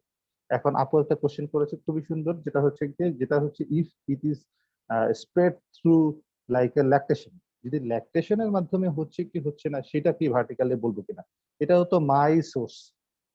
তখন হচ্ছে যে জিনিসটা হচ্ছে হ্যাঁ, যেটা মায়ের ল্যাকটেশনের মাধ্যমে ছড়ায় সেটা কিন্তু ইজিলি প্লাসেন্টাও ক্রস করে যায়। সেজন্য এটাকে আমরা সাধারণত ভার্টিক্যালি ট্রান্সমিটেড বলবো। ক্লিয়ার হয়েছে জিনিসটা? হুম। এরপরে আরো হ্যাঁ, ডিটেইলস এইখানে আমার ডেসক্রিপশন একটা থাকতে পারে। কোশ্চেন। জি জি জি বলেন। ভাইয়া, ভাইয়া তাহলে কোভিড কিন্তু এর মধ্যে আসবে না, তাই না? হ্যাঁ, এটাই কোভিড বলতে চাচ্ছিলাম, ট্রান্সমিশন, কোভিড তো আসবে না। কোভিড কিন্তু ভার্টিক্যালি ট্রান্সমিশন, কোভিড কি লিখেছি মনে হয় না। না না না, ওর এটা মধ্যে হয়। আমি দেখি নাই ভার্টিক্যালি ট্রান্সমিশন। হ্যাঁ বলেন, ভাইয়া জানি কি বলতেছিলেন, ভাইয়া বলেন। ভাইয়া যেমন একটা পয়েন্ট আমি দেখেছিলাম যে যারা অ্যান্টি ক্যান্সার ড্রাগ পাচ্ছে সেই মাদের ব্রেস্ট ফিডিং করানো নিষেধ, মানে হ্যাঁ। তো সেই ক্ষেত্রে এখন অ্যান্টি ক্যান্সার তো আর না, আপনার ভার্টিক্যালি ট্রান্সমিটেড ডিজিজ না, তো সেই ক্ষেত্রে তো ব্রেস্ট ফিডিং সব ক্ষেত্রে তো ভার্টিক্যালি ট্রান্সমিটেড হবে। যে কিছু এটা তো ড্রাগ হলো ট্রান্সমিট হয় না। সাইড ইফেক্টের জন্য। আচ্ছা, ড্রাগস এর ক্ষেত্রে আবার আসি, ভাইয়ের কথাটা আমি বলি। ভার্টিক্যালি ট্রান্সমিটেড এগুলো কিন্তু ডিজিজ এন্ড ইনফেকশন, এটা ভুলে যাই। এখন আসি হচ্ছে কি আপনার ড্রাগ নিয়ে, কোন কোন ড্রাগ প্লাসেন্টা ক্রস করতে পারে, যেগুলো কনজিনিটাল অ্যানোমালিস করে। কিছু কিছু drug, anti cancer drug throughout the প্রেগনেন্সিতে দেওয়াই নিষিদ্ধ। টেরাটক্সিজেন। এটা ট্রাটোজেনিক। আমি তো ব্রেস্ট মিল্কের কথা পরে আসবো, আমি যে এটা মিল্কে আসবে সেটা আমি পরে আসি। আগে হচ্ছে গিয়ে রেপিডলি মাল্টিপ্লাইং যতগুলো সেল আছে সবগুলো সেল ডিস্ট্রাকশন করবে হচ্ছে আপনার এই অ্যান্টি ক্যান্সার ড্রাগ। তাহলে যদি প্রেগনেন্ট অবস্থায় অ্যান্টি ক্যান্সার ড্রাগ দিয়ে দেন তাহলে কিন্তু ওই ফিটাসকে রক্ষা করা টাফ। ঠিক আছে ভাইয়া, 1 নম্বর। 2 নম্বর হচ্ছে গিয়ে অ্যান্টি ক্যান্সার ড্রাগ পাওয়া অবস্থায় আমরা বলি হচ্ছে ব্রেস্ট ফিডিং করানো যাবে না। এই জন্য করানো যাবে না কারণ হচ্ছে গিয়ে এইটা মিল্ক সিক্রেশনে আসে। আর যদি ব্রেস্ট ফিডিং করানো যায়, তাহলে কিন্তু ওই ফিটাস কে রক্ষা করা টাফ। ঠিক আছে ভাইয়া, 1 নম্বর। 2 নম্বর হচ্ছে গিয়ে ট্রাটো এন্টি ক্যান্সার ড্রাগ পাওয়া অবস্থায় আমরা বলি হচ্ছে ব্রেস্ট ফিডিং করানো যাবে না, এই জন্য করানো যাবে না কারণ হচ্ছে গিয়ে এইটা মিল্ক সিক্রেশনে আসে। এনি কাইন্ডস অফ সিক্রেশনে আসে। এই সিক্রেশনে আসার দরুন যদি হচ্ছে বাচ্চা এটা খায়, তাহলে বাচ্চার তখন সেলগুলো ডিস্ট্রাকশন হয়ে যাবে। ঠিক আছে ভাইয়া, ক্লিয়ার? জি ভাইয়া। আচ্ছা, এরপর একটা হ্যাঁ, কোশ্চেন। করোনা যেহেতু ভার্টিক্যাল ট্রান্সমিশন হয় না, তো এটা করোনা তো ব্রেস্ট মিল্কের মাধ্যমেও আসবে না বাচ্চার কাছে। আবারও মিলায় না আপু, ভার্টিক্যাল ট্রান্সমিশন হচ্ছে সহজ কথায় হচ্ছে গিয়ে ফিটো ম্যাটারনাল ট্রান্সমিশন। আর ও বাচ্চা আরেকটা হওয়ার রুট পর অফ তো না। ট্রান্সমিশন হচ্ছে না, আর বাচ্চা হওয়ার পরে না, আরেকটা রুট হচ্ছে থ্রু ল্যাকটেশন, থ্রু ইসে। যেমন বেস্ট এক্সাম্পল হচ্ছে আইজিজি, আইজিএম আর আইজিএ। কে হচ্ছে প্লাসেন্টা, কোন ইমিউনোগ্লোবুলিন প্লাসেন্টা ক্রস করে, কোন ইমিউনোগ্লোবুলিন থ্রু ব্রেস্ট মিল্ক আসে, তাই না? হ্যাঁ, বেশ। সুতরাং ফিটো ম্যাটারনাল ট্রান্সমিশন ধরতে হবে অলওয়েজ, সবসময় হচ্ছে কি থ্রু প্লাসেন্টা ক্রস করে সে মায়ের ইউট্রাসি ট্রান্সমিশন হচ্ছে, সহজ কথা, যখন সে ফিটাস থাকতেছে। নিউ বর্নের কথা আমরা চিন্তা করব না। আচ্ছা, কিন্তু ভাই এই যে নলেজ আমি জানতে চাচ্ছি যে তাহলে করোনা তো মনে হয় ব্রেস্ট মিল্কে আসে না। না আপু, আসে না।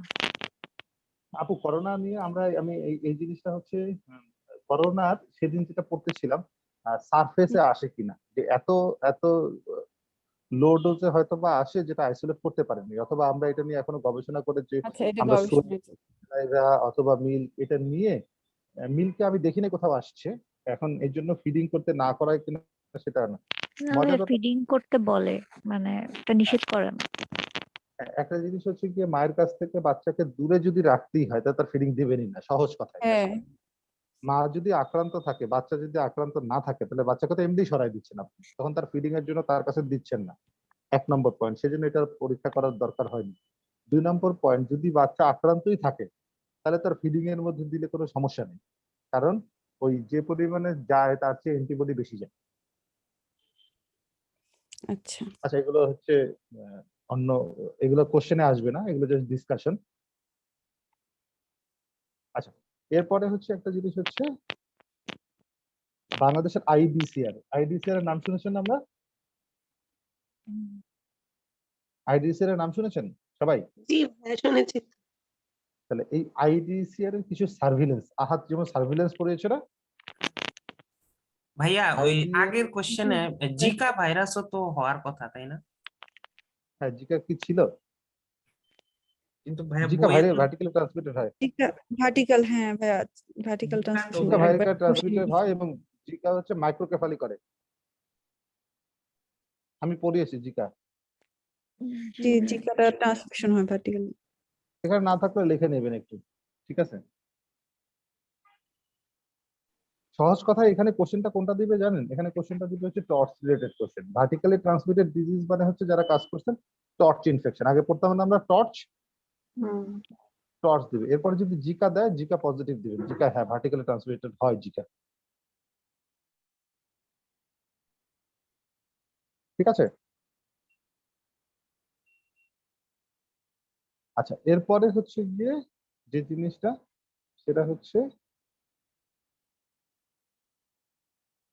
এখানে এটা এটাতে স্ক্রিনশট নেন সবাই।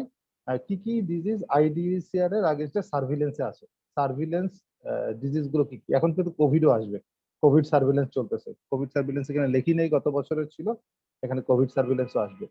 এর সাথে একটা জিনিস এক্সট্রা অ্যাড করে নেন, অথবা অথবা আইডিসিআর ওয়েবসাইটে দেখে দিয়ে কোভিড সার্ভিলেন্স চলতেছে মনে হয় সম্ভবত।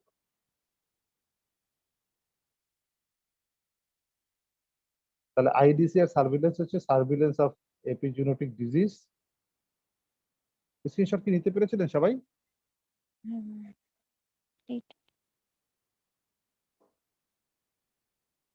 আর সাথে হচ্ছে কোভিড সার্ভিলেন্সটা লিখে নিন, কোভিড সার্ভিলেন্স চলতেছে সম্ভবত, নামটা দেখে নিন, কোভিড সার্ভিলেন্স, কোভিড।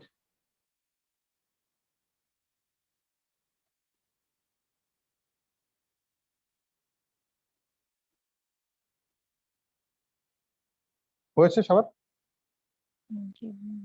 আচ্ছা, এখন হচ্ছে একটা কোশ্চেন করেছিলেন না, কি কি ভাইরাস ভাইরাল হেমোরেজিক ফিভার করতে পারে? ডেঙ্গু, ইবোলা, ইবোলা, হান্তা টান্তা অনেক কিছু আছে। ঠিক আছে, এটা কোথায় জানি আমার লেখা ছিল, এটা সম্ভবত এখানে আসেনি, আমি দিয়ে দেবো এটা আপনাদেরকে। ওকে, এটা আমি এই নামগুলো দিয়ে দেবো যে ভাইরাল হেমোরেজিক ফিভার করতে পারে কে কে। যদিও এখন লাগবে না, তবু আমি দিয়ে দেবো। আমরা হচ্ছে এখান থেকে এখন পরের টপিকসে চলে গেলাম। এখানে এই যে লাস্টের পয়েন্ট গুলো বলেছি, মোরাললেস এখানে যে 5টা পয়েন্ট লাস্টের দিকে পড়িয়েছি, এখান থেকে কিন্তু প্রচুর কোশ্চেন, 5টাই কোশ্চেন আসতে পারে প্রায়। বিশেষ করে ইমার্জিং, রি ইমার্জিং, হসপিটাল অ্যাকোয়ার্ড ইনফেকশন। আর কি পড়ালাম, এই যে লাস্টের দিকে যে নামগুলো বললাম, এখান থেকে কিন্তু কোশ্চেন আসবে। আচ্ছা, ভাইয়া, বলেন আপু। আমি অ্যাকচুয়ালি ইপিডেমিওলজি 3 নাম্বার ক্লাসটা মিস করেছিলাম। ব্যাচ 2 এর কি ক্লাসটা হয়ে গেছে? এপিডেমিওলজি 3 না, হয়নি। ভাই একটু কাইন্ডলি দিয়েন, আমি ক্লাসটা মিস করে গিয়েছিলাম, ঢাকার বাইরে ছিলাম তো, ওখানে এপিডেমিওলজি ক্লাস 3 হবে। আচ্ছা, ওই সেই সাথে আপনি একটু ওই নক দিয়েন, আহাতকে একটু নক দিয়েন আপু। ও ক্লাসটা নিবে যখন আপনাকে লিংকটা দিয়ে দিবে। আচ্ছা ঠিক আছে, ওকে। আচ্ছা, এখন মেডিকেল এন্টোমোলজি। মেডিকেল এন্টোমোলজি আমরা মাঝখানে যখন এনভায়রনমেন্টাল হেলথ পড়াচ্ছিলাম তখন এন্টোমোলজিকে বাদ দিয়ে গিয়েছিলাম, তাই না?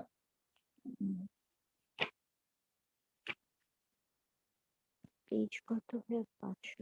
এটা হচ্ছে 861, 861।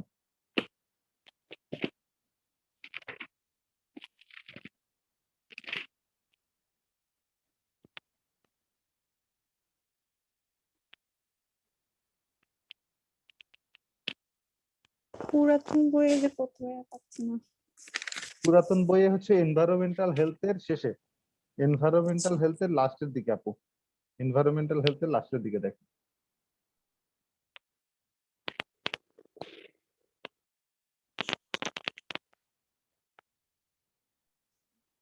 827 পেজ পুরানো বইয়ের।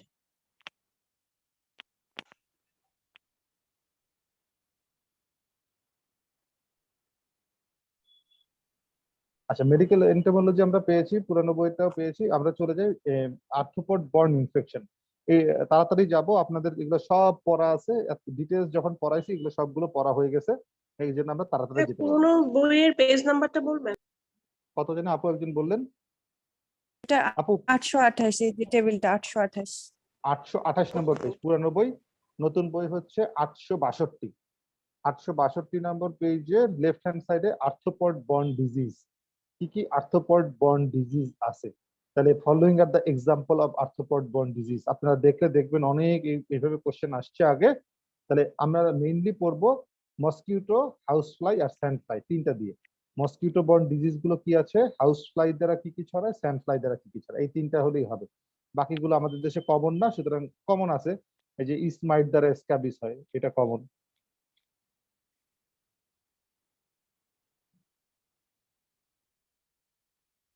ককরোচ কি কোনো ডিজিজের জন্য দায়ী? এন্টারিক প্যাথোজেন করতে পারে।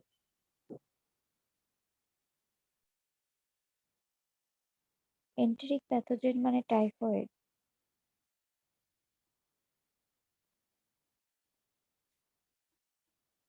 হ্যালো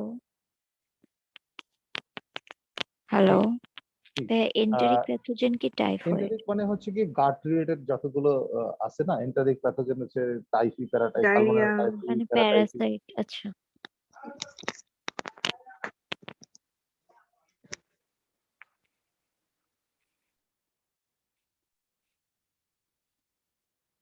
আমার কথা শুনতে পাচ্ছেন এখন? হ্যাঁ ভাইয়া শুনো। জি ভাইয়া।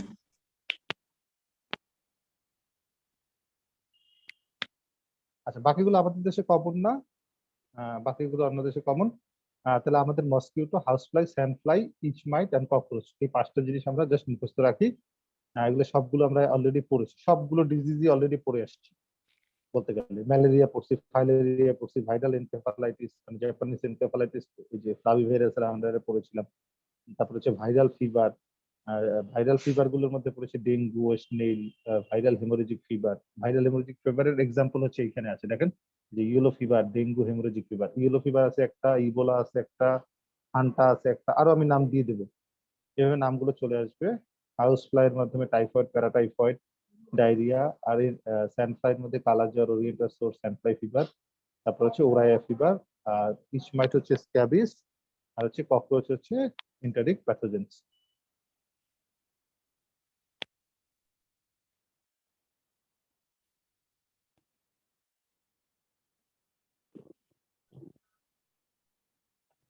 তো transmission of arthropod borne disease হচ্ছে ট্রান্সমিশন কিভাবে হতে পারে, আর্থ্রোপড বর্ন ডিজিজ গুলো কিভাবে ট্রান্সমিট হয়। 1 নম্বর হচ্ছে ডাইরেক্ট কন্টাক্ট, 2 নম্বর হচ্ছে মেকানিক্যাল ট্রান্সমিশন, 3 নম্বর হচ্ছে বায়োলজিক্যাল ট্রান্সমিশন। মশার মাধ্যমে কি ডাইরেক্ট ট্রান্সমিশন হতে পারে? মসকিউটো কি ডাইরেক্ট ট্রান্সমিট করে কিছু? না, ডাইরেক্ট মসকিউটো পারে না। মসকিউটোর জন্য মেকানিক্যাল ভেন্টিলেশন। এখানে দেখেন একটা কিছু জিনিস আছে। ডাইরেক্ট ট্রান্সমিশন হয় হচ্ছে যেমন স্ক্যাবিস, ঠিক আছে? এই যে ইসমাইট, একজন ম্যান আর একজন ম্যান সেম যদি ক্লোদিং সেম যেটা হচ্ছে কমফোর্টার আর হচ্ছে গিয়ে ব্ল্যাঙ্কেট ইউজ করে, তখন হচ্ছে গিয়ে এই সিজনটা কিন্তু স্ক্যাবিসের জন্য বেশি মানে এনভায়রনমেন্টাল দায়ী, তাই না? শীতকালে এই সময়টাতে বেশি হয়। তার মানে হচ্ছে ডাইরেক্ট কন্টাক্টে স্ক্যাবিস ছড়ায়। মেকানিক্যাল ট্রান্সমিশন হচ্ছে এখানে disease agent is transmitted mechanically by arthropod. যেমন কি হতে পারে? Transmission of diarrhoea, dysentery, typhoid, food poisoning, trachoma by house fly. Fly গুলো হচ্ছে মেকানিক্যাল ভেন্টিলেশন করে, সরি ভেন্টিলেশন হচ্ছে মেকানিক্যাল ট্রান্সমিশন। মেকানিক্যাল ট্রান্সমিশন হচ্ছে মেইনলি করে হচ্ছে গিয়ে ফ্লাই গুলো থ্রু অ্যান ভেক্টর। বায়োলজিক্যাল ট্রান্সমিশনের মধ্যে কি আছে? 3টা আছে। একটা হচ্ছে প্রোপাগেটিভ, 2 নম্বর হচ্ছে সাইক্লো প্রোপাগেটিভ, আর একটা হলো সাইক্লো ডেভেলপমেন্টাল। তাহলে আর্থ্রোপড বর্ন ট্রান্সমিশনের মধ্যে ডাইরেক্ট ট্রান্সমিশন, মেকানিক্যাল ট্রান্সমিশন আর বায়োলজিক্যাল ট্রান্সমিশন। বায়োলজিক্যাল ট্রান্সমিশনের আন্ডারে প্রোপাগেটিভ, সাইক্লো প্রোপাগেটিভ আর হলো সাইক্লো ডেভেলপমেন্টাল। বায়োলজিক্যাল ট্রান্সমিশনের মধ্যে 2টা জিনিস হয়। 1 নম্বর হচ্ছে ডেভেলপমেন্টাল চেঞ্জ, সাথে হচ্ছে উইথ আর উইদাউট মাল্টিপ্লিকেশন। ডেভেলপমেন্টাল চেঞ্জও হবে, সাথে হচ্ছে মাল্টিপ্লিকেশন হতেও পারে, মাল্টিপ্লিকেশন নাও হতে পারে। এই ডেভেলপমেন্টাল চেঞ্জ এন্ড মাল্টিপ্লিকেশনের উপর ডিপেন্ড করে এর নাম হয়েছে প্রোপাগেটিভ। প্রোপাগেটিভ মানে হচ্ছে গিয়ে এখানে no cyclic change but only multiply. No cyclic change কিন্তু মাল্টিপ্লাই হচ্ছে, ঠিক আছে?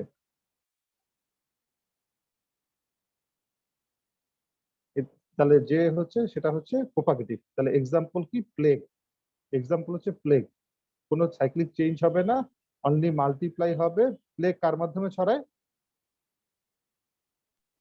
rat, তাহলে র্যাটের মাধ্যমে। আর্থ্রোপডের মধ্যে কে?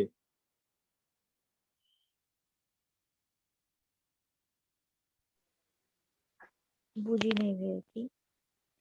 এই দেখেন ভাইরাল। আচ্ছা, আরেকটা জিনিস হচ্ছে হার্ট টিক্স এর মধ্যে এই জায়গাটা একটু পড়ে নি যে কায়াসুনুর ফরেস্ট ডিজিজ বলছি না, ওই যে যেগুলো হচ্ছে ফ্লাভি ভাইরাস বলছিলাম, আপনাদের নাম করিয়েছিলাম 5টা, ওগুলো সবগুলোই কিন্তু ভাইরাল হেমোরেজিক ফিভারের এক্সাম্পল। আচ্ছা, মনে পড়ছে, ওইখানেই পয়েন্টটা লেখা ছিল।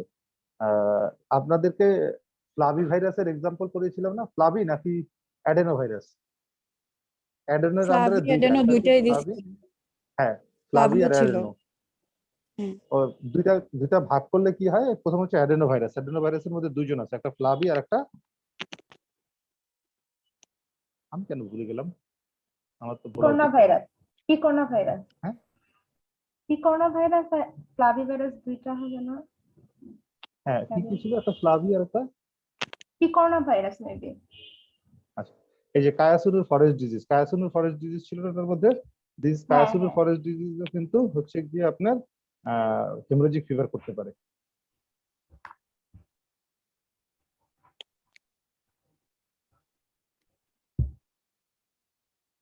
র্যাট ফ্লি, র্যাট ফ্লি হচ্ছে প্লেগ করে না, এই যে বুবনিক প্লেগ, র্যাট ফ্লি করতেছে।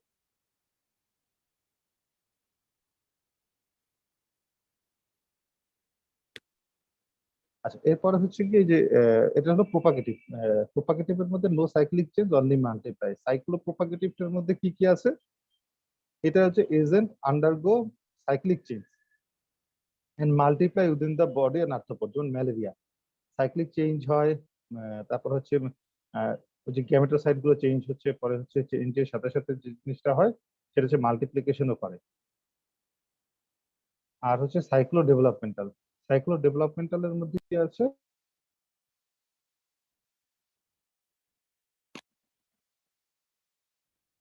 ম্যালেরিয়ার ফাইল হ্যালো।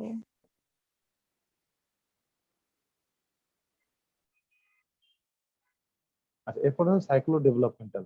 সাইক্লো ডেভেলপমেন্টালের মধ্যে আছে হচ্ছে যেখানে disease agent undergo cyclic change but does not multiply within the body, আছে যেমন ফাইলেরিয়া। এটা হচ্ছে সাইক্লো ডেভেলপমেন্টাল। এই কয়েকটা জিনিস একটু জাস্ট আপনারা পড়ে রাখবেন, ওকে। এরপর হচ্ছে প্রিন্সিপাল অফ আর্থ্রোপড কন্ট্রোল। আর্থ্রোপডকে আমরা কিভাবে কন্ট্রোল করতে পারি, যেগুলো আমরা আগেও পড়েছি বারবারই সবগুলোর মধ্যে। এগুলো অ্যাজ এ ব্রড এখানে বলা আছে যে environmental control, chemical control, biological control and genetic control.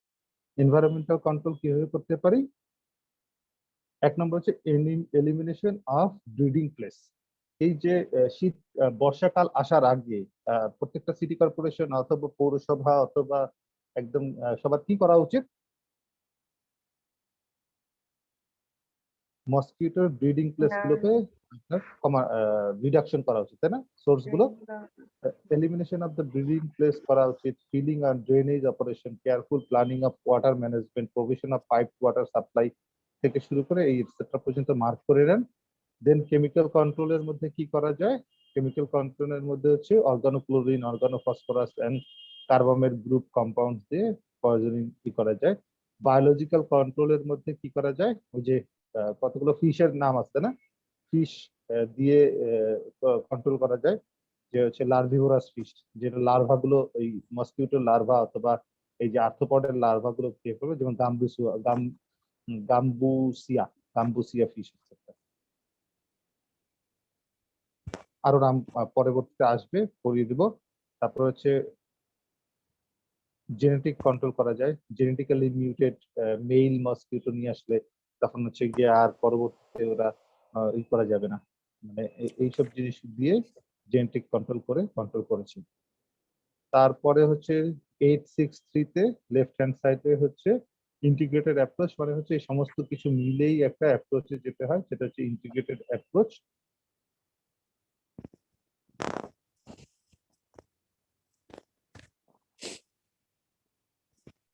Genetically sterile mosquito দেওয়া।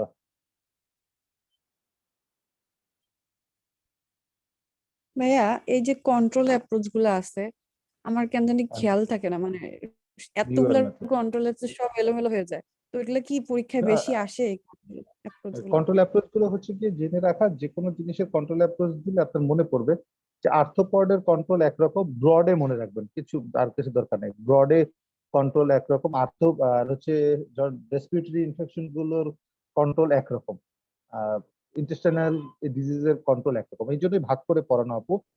যদি মনে না থাকে ইন্টারনাল প্রত্যেকটা ভিতরে পড়ার দরকার, মনে রাখার অত বেশি না মনে থাকলে তো নাই, যার মনে থাকবে সে তো ভালো। আর না হলে হচ্ছে ব্রডে চিন্তা করে অ্যান্সার করে দিতে পারবেন, একদম পয়েন্ট টু পয়েন্ট লাগবে না। নিউয়ার মেথডস গুলো কি আছে, নতুন হচ্ছে এগুলো চেষ্টা করতেছে। নিউয়ার পয়েন্ট গুলো একবার একটু দেখবেন, these are the newer methods. এরপর হচ্ছে যদি আমরা মসকিউটোতে যাই, মসকিউটোর বেশি ডিটেলস লাগবে না। আচ্ছা, 866 এ চলে যাই, 866 নম্বর পেজের লেফট হ্যান্ড সাইডে mosquito born disease in India না ইন বাংলাদেশ, একই জিনিস, বাংলাদেশ ইন্ডিয়া মডেলের সবগুলো একই জিনিস হচ্ছে। যেমন অ্যানোফিলিস দ্বারা কি হয়, malaria and filaria. Malaria mark হবে, ম্যালেরিয়া মার্ক ভুলে দাগ হয়নি, দাগ দেওয়া যাচ্ছে না। তাহলে অ্যানোফিলিস দ্বারা হচ্ছে ম্যালেরিয়া ফাইলেরিয়া, কিউলেক্স দ্বারা হচ্ছে এই যে ফাইলেরিয়া থেকে শুরু করে ভাইরাল আর্থ্রাইটিস পর্যন্ত কিউলেক্স। এডিস মসকিটো হচ্ছে euro fever, not in India. Not in India মানে হচ্ছে নট ইন বাংলাদেশ হচ্ছে। এডিস দ্বারা ইউরো ফিভার হচ্ছে আফ্রিকায় হয়, বাংলাদেশে হয় না। Dengue haemorrhagic fever, chikungunya haemorrhagic fever, rat flea virus, filaria. আর হচ্ছে ম্যানসোনয়েডস হচ্ছে মালায়ান, আর হচ্ছে chikungunya fever. Just this are the হচ্ছে mosquito borne disease in India আর বাংলাদেশ। মসকিটো কন্ট্রোল প্রোগ্রাম একই রকম জিনিস, এন্টি লার্ভা, এন্টি অ্যাডাল্ট, আর হচ্ছে মসকিটো বাইট থেকে কিভাবে নিজেকে রক্ষা করা যায়, এগুলো কিন্তু বলা হয়েছে আপনাদেরকে প্রিভিয়াসলি। ওই যা পড়ছেন সেগুলোই হচ্ছে একইভাবে ব্রড ভাবে বলা আছে। এন্টি লার্ভা হচ্ছে এনভায়রনমেন্টাল কন্ট্রোল, এটা হচ্ছে সোর্স রিডাকশন, ওই যে কথাগুলো বলছে এনভায়রনমেন্টাল কন্ট্রোল ওইগুলো এখানে আছে, এখান থেকে পড়া লাগবে না। কেমিক্যাল কন্ট্রোল হচ্ছে মিনারেল অয়েল, প্যারিস গ্রিন, আর হচ্ছে সিনথেটিক ইনসেক্টিসাইড। এই যে আমাদের এখন সিটি কর্পোরেশন থেকে যে জিনিসগুলো করে, সন্ধ্যার দিকে প্রতিদিন মসকিটোর একটা দেয় না, কেমিক্যাল দিয়ে যায় না দেয় দেয় ধোয়া, এই যে ফিউমিগেট গুলো ধোঁয়াগুলো, করে, হ্যাঁ। এই ফিউমিগেশন গুলো হচ্ছে কি এই কেমিক্যাল দ্বারা করতেছে। তারপরে হচ্ছে বায়োলজিক্যাল এজেন্ট, যে বায়োলজিক্যাল এজেন্ট গুলোর নাম আসতে পারে অনেক সময়, গাম্বুসিয়া অ্যাফিনিস আর হচ্ছে ল্যাবিস্টার, এই দুটো হচ্ছে ফিশ, এগুলো হলো লার্ভা খেয়ে ফেলে। এন্টি অ্যাডাল্ট, অ্যাডাল্ট মারি কেমনি, আমরা রেসিডুয়াল স্প্রে করি না বাসায়, অ্যারোসল দিয়ে স্প্রে করি না, এসিআই অ্যারোসল আর হিট কি কি যেন অনেকগুলো স্প্রে দেয় না অ্যাড। তো এই যে স্প্রে আছে, রেসিডুয়াল স্প্রে আছে, জেনেটিক কন্ট্রোল করা যেতে পারে, নাম জানলেই হবে, ভিতরে গুলো আগেও পড়েছেন একবার। প্রোটেক্টিভ এজেন্ট, আমরা যদি যাই, আমরা মসকিটো নেট ইউজ করি কোনো জায়গায়, অথবা ঘুরতে গেলে আর কি করি, রিপ্লেন্ট লাগাই না, মাঝখানে তো মসকিটো রিপ্লেন্টের অনেক চাহিদা বেড়ে গেছিল, প্লাস স্প্রেনিং অ্যান্ড রিপ্লেন্ট, এই রিপ্লেন্টের মধ্যে এই অংশটা দিয়েছে। কি আছে রিপ্লেন্টের মধ্যে? সেন্ট এটার থাকে মধ্যে আসলে আর কিছু কেমিক্যাল থাকে। কেমিক্যাল থাকবে, মানে আপনার পারফিউম অথবা না, ওটা তো আসলে কালারিং এজেন্ট, ফ্লেভারিং এজেন্ট, এইসব জিনিস হচ্ছে অ্যাড করি হচ্ছে, এটা যেন আমাদের কাছে আমরা নিতে পারি, কিন্তু মেইন না হলো ভাইয়া, ওই কেমিক্যাল। যে কিছু স্মেল থাকে ওটা ওই মশা বা ওরা নিতে পারে না, ওটা অ্যাড করে। যেমন হ্যাঁ, ল্যাভেন্ডার নিতে পারে না। ল্যাভেন্ডার নিতে পারে না, ওকে, সেটা ল্যাভেন্ডারের সাথে সাথে যে জিনিসটা হয়, আরো কেমিক্যালও থাকে, ওই কেমিক্যালটার উপরের জন্য এটা হতে পারে। হ্যাঁ ঠিক আছে, বলতে পারেন। এই যে কি কি আছে সেটা আছে, এই যে একবার দেখেন রিপ্লেন্টটা কি। হাউস ফ্লাই, হাউস ফ্লাই দ্বারা কি হয়? হাউস ফ্লাই হচ্ছে ট্রান্সমিশন অফ ডিজিজ। কি কি ডিজিজ ট্রান্সমিট করে হাউস ফ্লাই? 868 রাইট হ্যান্ড সাইডে transmission of disease, house fly প্রথম অংশটুকু মার্ক করেন, যেটা হচ্ছে typhoid, paratyphoid, diarrhoea, dysentery, cholera, gastroenteritis, amoebiasis, helminthic infection, poliomyelitis, conjunctivitis, trachoma, anthrax, yaws, তারপরে এগুলো হচ্ছে ট্রান্সমিট করে। কিভাবে হাউস ফ্লাই ডিজিজ ট্রান্সমিট করে? Through mechanical transmission, vomit, drop and defecation. তারা হচ্ছে মেকানিক্যাল ট্রান্সমিশন করে, মানে হাত পায়ের সাথে লাগায় নিয়ে চলে আসে, সে এসে বমি করে, ভমিট করে খাবারের মধ্যে, আর হচ্ছে খাবারের মধ্যে ডেফিকেশনও করে দেয়। তো এই সোর্সে হচ্ছে গিয়ে আমাদের ট্রান্সমিশন করে থ্রু হিউম্যান। তাহলে ফ্লাই কন্ট্রোল মেজার গুলো কি কি আছে? এনভায়রনমেন্টাল কন্ট্রোল, ইনসেক্টিসাইডাল কন্ট্রোল, আর fly papers, pathogenic agent fly, health education দেওয়া, এটা হচ্ছে কি আপনি কন্ট্রোল মেজার্স। আচ্ছা, যদি এভাবে বলি যে mosquito can transmit disease through vomit, through defecation, false, through mechanical ventilation. False. Mechanical ventilation false. Mosquito হচ্ছে বায়োলজিক্যাল ট্রান্সমিশন, তাই না? ভাইয়া এটা শুনিনি, একটু আবার বলেন, একটু আগে মসকিউটো, মশা, মশা হুম। কি বায়োলজিক্যাল ট্রান্সমিশন করে না মেকানিক্যাল ট্রান্সমিশন করে, নাকি ডাইরেক্ট ট্রান্সমিশন করে? আর্থ্রোপড বর্ন ডিজিজ তিন রকমের ট্রান্সমিট হয়, ডাইরেক্ট, মেকানিক্যাল, আর একটা হচ্ছে গিয়ে আপনার বায়োলজিক্যাল। আর মসকিউটো কোনটা করে? বায়োলজিক্যাল। বায়োলজিক্যাল।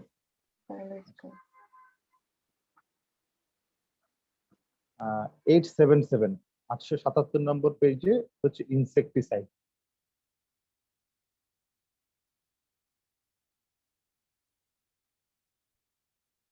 এখানে একটা পয়েন্ট আছে, এখানে লিখে রাখেন ইনসেক্টিসাইডের সামনে, আইডিয়াল ইনসেক্টিসাইডের characteristics, the characteristics of an ideal ইনসেক্টিসাইডস।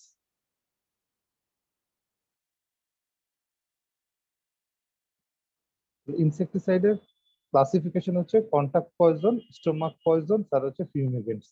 আমরা ফিউমিগেশন কার মাধ্যমে করতে পারি? স্টোমাক পয়জন গুলো কি আছে, কন্টাক্ট পয়জন কি কি আছে। এটা হচ্ছে অর্গানোক্লোরাইড কম্পাউন্ড। এটা দেখবেন নাইস টু নো একবার। এই যে রিপ্লেন্টের নামগুলো এখানে একবারে সহজ করে দেওয়া আছে কয়েকটা, রিপ্লেন্টের নামগুলো একবার দেখবেন। নিউয়ার জিনিস তো সেজন্য রিপ্লেন্ট অনেক সময় দিতে পারে, সেজন্য এটা পড়ানো। অন্যান্য মনে না রাখলে নাই, দরকার নেই। এখানে দেখেন তো কোথায় আছে আইডিয়াল ইনসেক্টিসাইডের ক্যারেক্টারিস্টিক্স গুলো।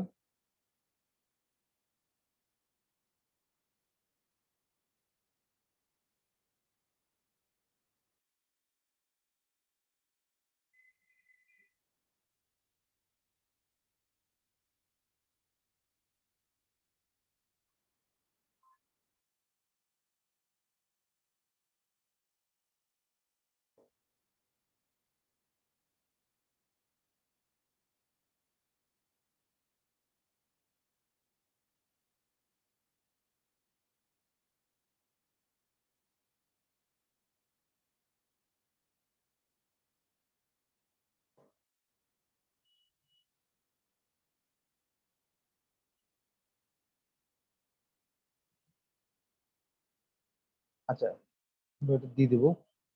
880 880 880 তো হচ্ছে রোডেন্ট। রোডেন্টের রোডেন্ট অ্যান্ড ডিজিজ, খালি এতটুকু বললেই হবে। 880 rodent and disease. Number of disease R associated with the rodent. কি কি ডিজিজ গুলো রোডেন্টের সাথে সম্পর্কযুক্ত? ব্যাকটেরিয়া, প্লেগ থেকে শুরু করে আপনার হচ্ছে পুরা এই জায়গাটা দাগ দিয়ে নেন, আপ টু এই রোডেন্ট অ্যান্ড ডিজিজ পুরো অংশটা মুখস্থ করতে হবে। এগুলো পড়ানো হয়েছে প্রত্যেকটা জিনিসই। এটা rodent borne disease, 880 rodent borne disease.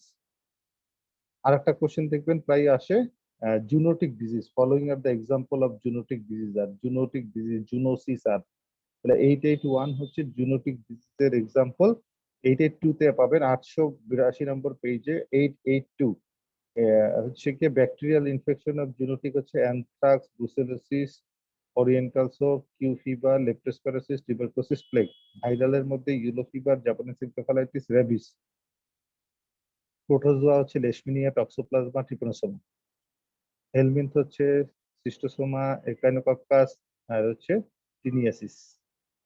Control of zoonosis, কিভাবে কন্ট্রোল করতে পারি genetic disease? Control of the animal, control of vehicle of transmission, তারপর হচ্ছে prevention and treatments of man, involve the high risk group and for immunisation.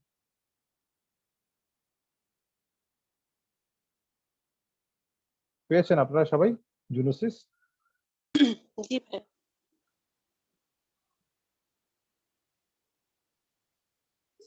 ভাইয়া ছকে কি animal যারা involve সেটাও পড়তে হবে?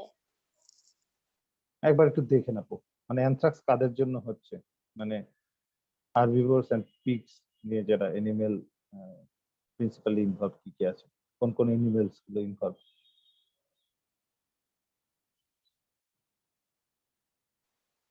ভাইয়া অ্যাডিনোভাইরাস আর ফ্ল্যাভিভাইরাস নিয়ে যে বলেছিলেন, আমি ডিসকানেক্ট হয়ে গিয়েছিলাম, এটাকে আবার একটু বলা যাবে? ওই অ্যাডেনোভাইরাস আর ফ্লাভিভাইরাস কারা? ওই যে ভাইরাসগুলোর নাম বলেছিলাম তারা সবাই হচ্ছে হেমোরেজিক ফিভার করে। ওখানে যে কটা ভাইরাসের নাম বলেছিলাম তারা সবাই হচ্ছে আপনার, তারা সবাই অ্যাডির ওই আন্ডারে যে ভাইয়া কিছু ছকটা যে আছে ছকটার মধ্যে অ্যাডিনোর আন্ডারে কয়েকটা কিছু ছিল। ছিল। হ্যাঁ, হ্যাঁ, চিকুনগুনিয়া। অ্যাডেনোর আন্ডারে দুইটা, একটা চিকুনগুনিয়া হচ্ছে ছিল, আর মনে হয় ফ্লাভি ভাইরাসের আন্ডারে 4টা ছিল। অনেক আগে চলে গেছে তো ওখানে। ছক কত নম্বরে ছকটা কোথায়? ছকটা হচ্ছে অ্যাডেনো ভাইরাসের কত নম্বর পেজে আমি নিজেও ভুলে গেছি এখন।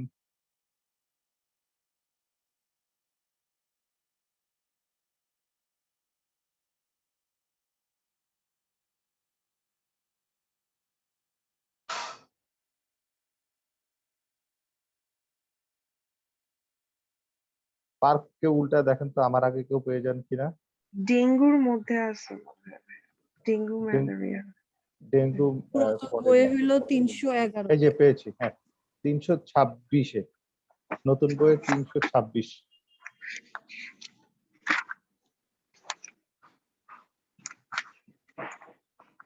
আচ্ছা, অ্যাডেনো ভাইরাসের এক্সাম্পল অথবা আরবো ভাইরাস, সরি আরবো ভাইরাসের এক্সাম্পল।